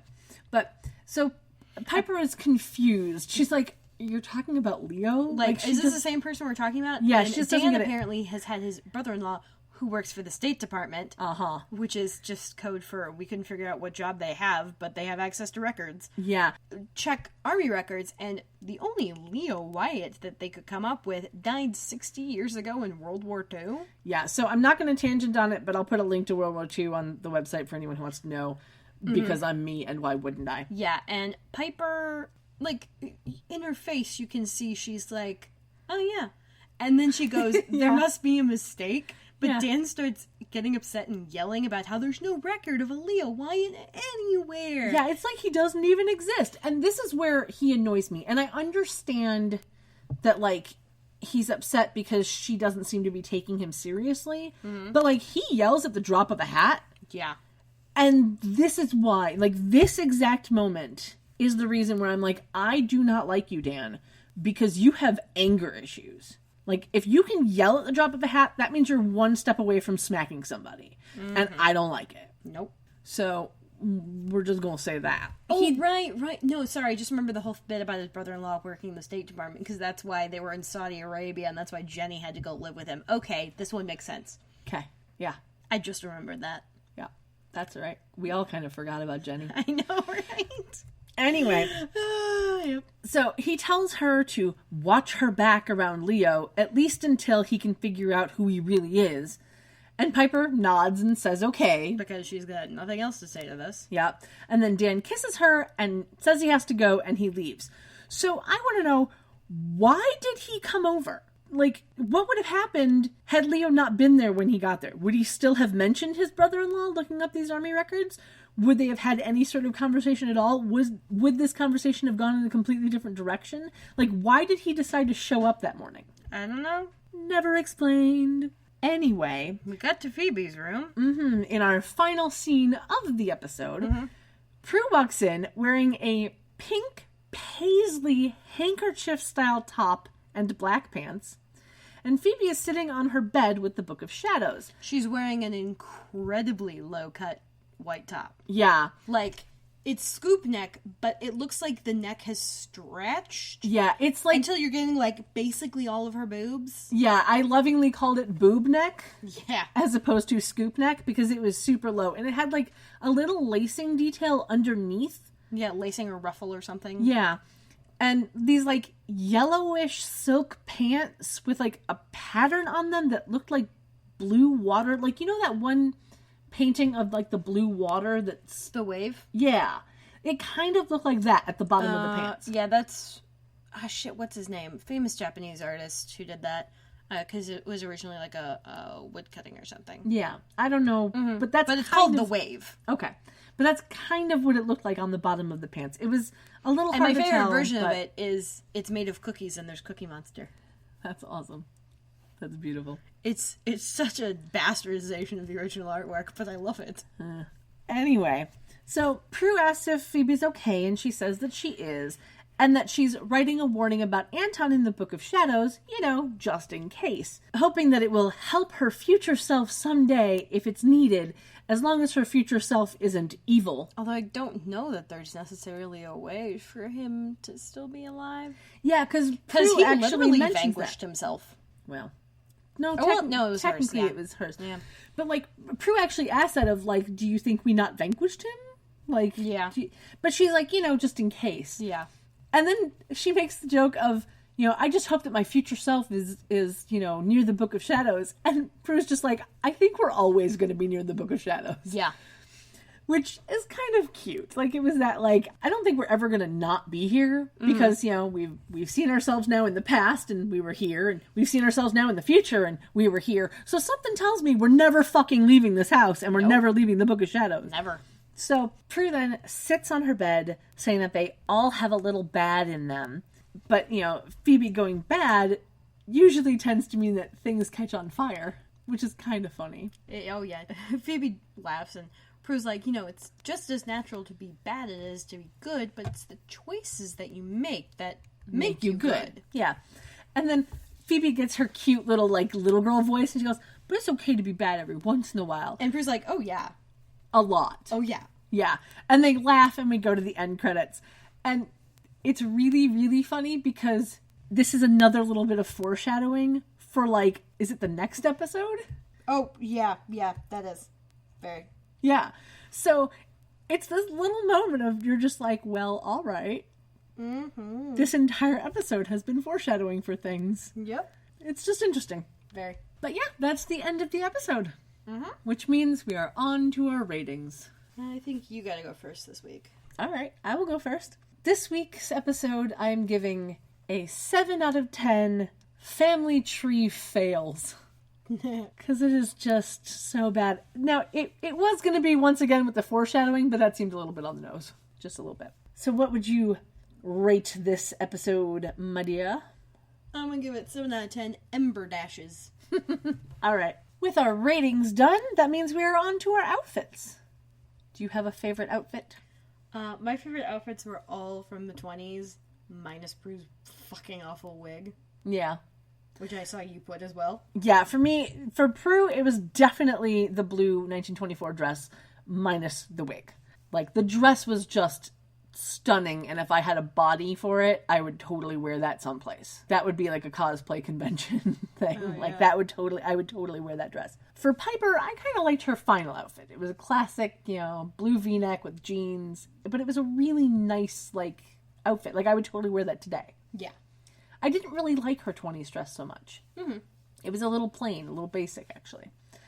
And for Phoebe, believe it or not, I actually liked the purple peasant style thing that she was wearing, like she started with toward the beginning and was basically wearing the entire episode when she wasn't in the 20s. Mm-hmm. It was cute, and I would totally wear that right now. Like, today. Super cute. So that's it. Mm-hmm. We are done with yet another episode for yet another episode. So that means we are on to social media. Social media plugs. Yes. So as per always, you can find us on charmchats.com, where I promise eventually there will be pictures. But there's always links. Empty promises. No, it's not empty promises. It's just half Lately? full. It's just half full promises. The glass is half empty. Nah. There's twice as much glass as there needs to be. There you go. That's a realist. The glass has a 50% probability of holding water. You can find all of the links that I've put up because those always happen. Mm-hmm. I have never forgotten to put up a link because I can do that while I'm editing. So that's easy for me. True. Yeah. You can email us any comments, questions, queries, quibbances, whatever. Quements, whatever you'd like. You can email us at charmchats@gmail.com. We always try to respond as quickly as possible, but sometimes it takes a bit because I only check the email when we record. Yeah. And we don't record every week. No. You'd think we would, but life gets in the way. Pesky life. Yep.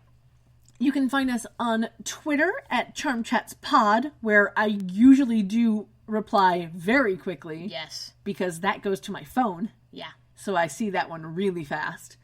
You can find us on Tumblr, also at CharmChatsPod. That one's usually literally just a single picture randomly from episodes we've watched. Yeah. And every once in a while, I remember to announce that a new episode is up on our Tumblr. Mm-hmm. I forget sometimes. It's a thing that happens. Hi, Blue. Come here. And come on over. Yeah, stretch those feet. Yeah. You can also find us on Instagram, which is under Charm Chats, and that's usually pictures of Blue. Yes. Because he's just so photogenic. Yes, he's so adorable. He is the most adorable of the most adorable adorablenesses. You can find us on Facebook, also at Charm Chats, where, again, I'm usually pretty good at responding within a good amount of time there. And you can always find us on our Patreon at Charm Chats, and that is where you can get some extra little bloopers or tangents as long as you are a Patreon subscriber. If you are a Patreon patron at any tier, you will be able to have access to those bloopers. We are back under, as I said, I think last episode, we are back under our $65 goal, which is kind of sad, but, life happens, and life happens. Yeah. And that's a thing that we have to deal with. So, if you want to help us out, throw us a couple bucks, that would be awesome, because we just had to re-up the website, which luckily I think we actually had enough from the awesome donations that we've already got that has basically paid for our website for this year. Yeah. So that's awesome. Mm-hmm. That doesn't pay for the hosting to put this up on iTunes, but that we're getting there. Yeah. We're getting there. Yeah, and if you're listening to this on iTunes, if you could give us a rating and a review, that would be great as well, because that means that more people will see our podcast in the listings, more people will learn about our podcast, and that's just awesome. Mm-hmm. Like, I know we've had at least a few more listeners since episode 211 came out. Yeah, we've gotten a couple more. Yeah. And hey, if you know someone who's as obsessed with Charmed as we are, let them know. Totally. Maybe they'll get a kick out of it. It's a good time. Maybe the kick will have a hi-ya attached to the end of it. Maybe. So, I do believe that's it. Mm-hmm. Thanks for the kisses, Blue. Yes, thank you. Yeah. So until next time, sleep tight. Don't let the warlocks bite or give you weird-ass amulets and shit. Yeah. Bye. Bye. Phoebe, Piper, and Prue, they've got evil to slay and some potions to brew. So we'll see where it's at next week with Kendra and Kat on Charm.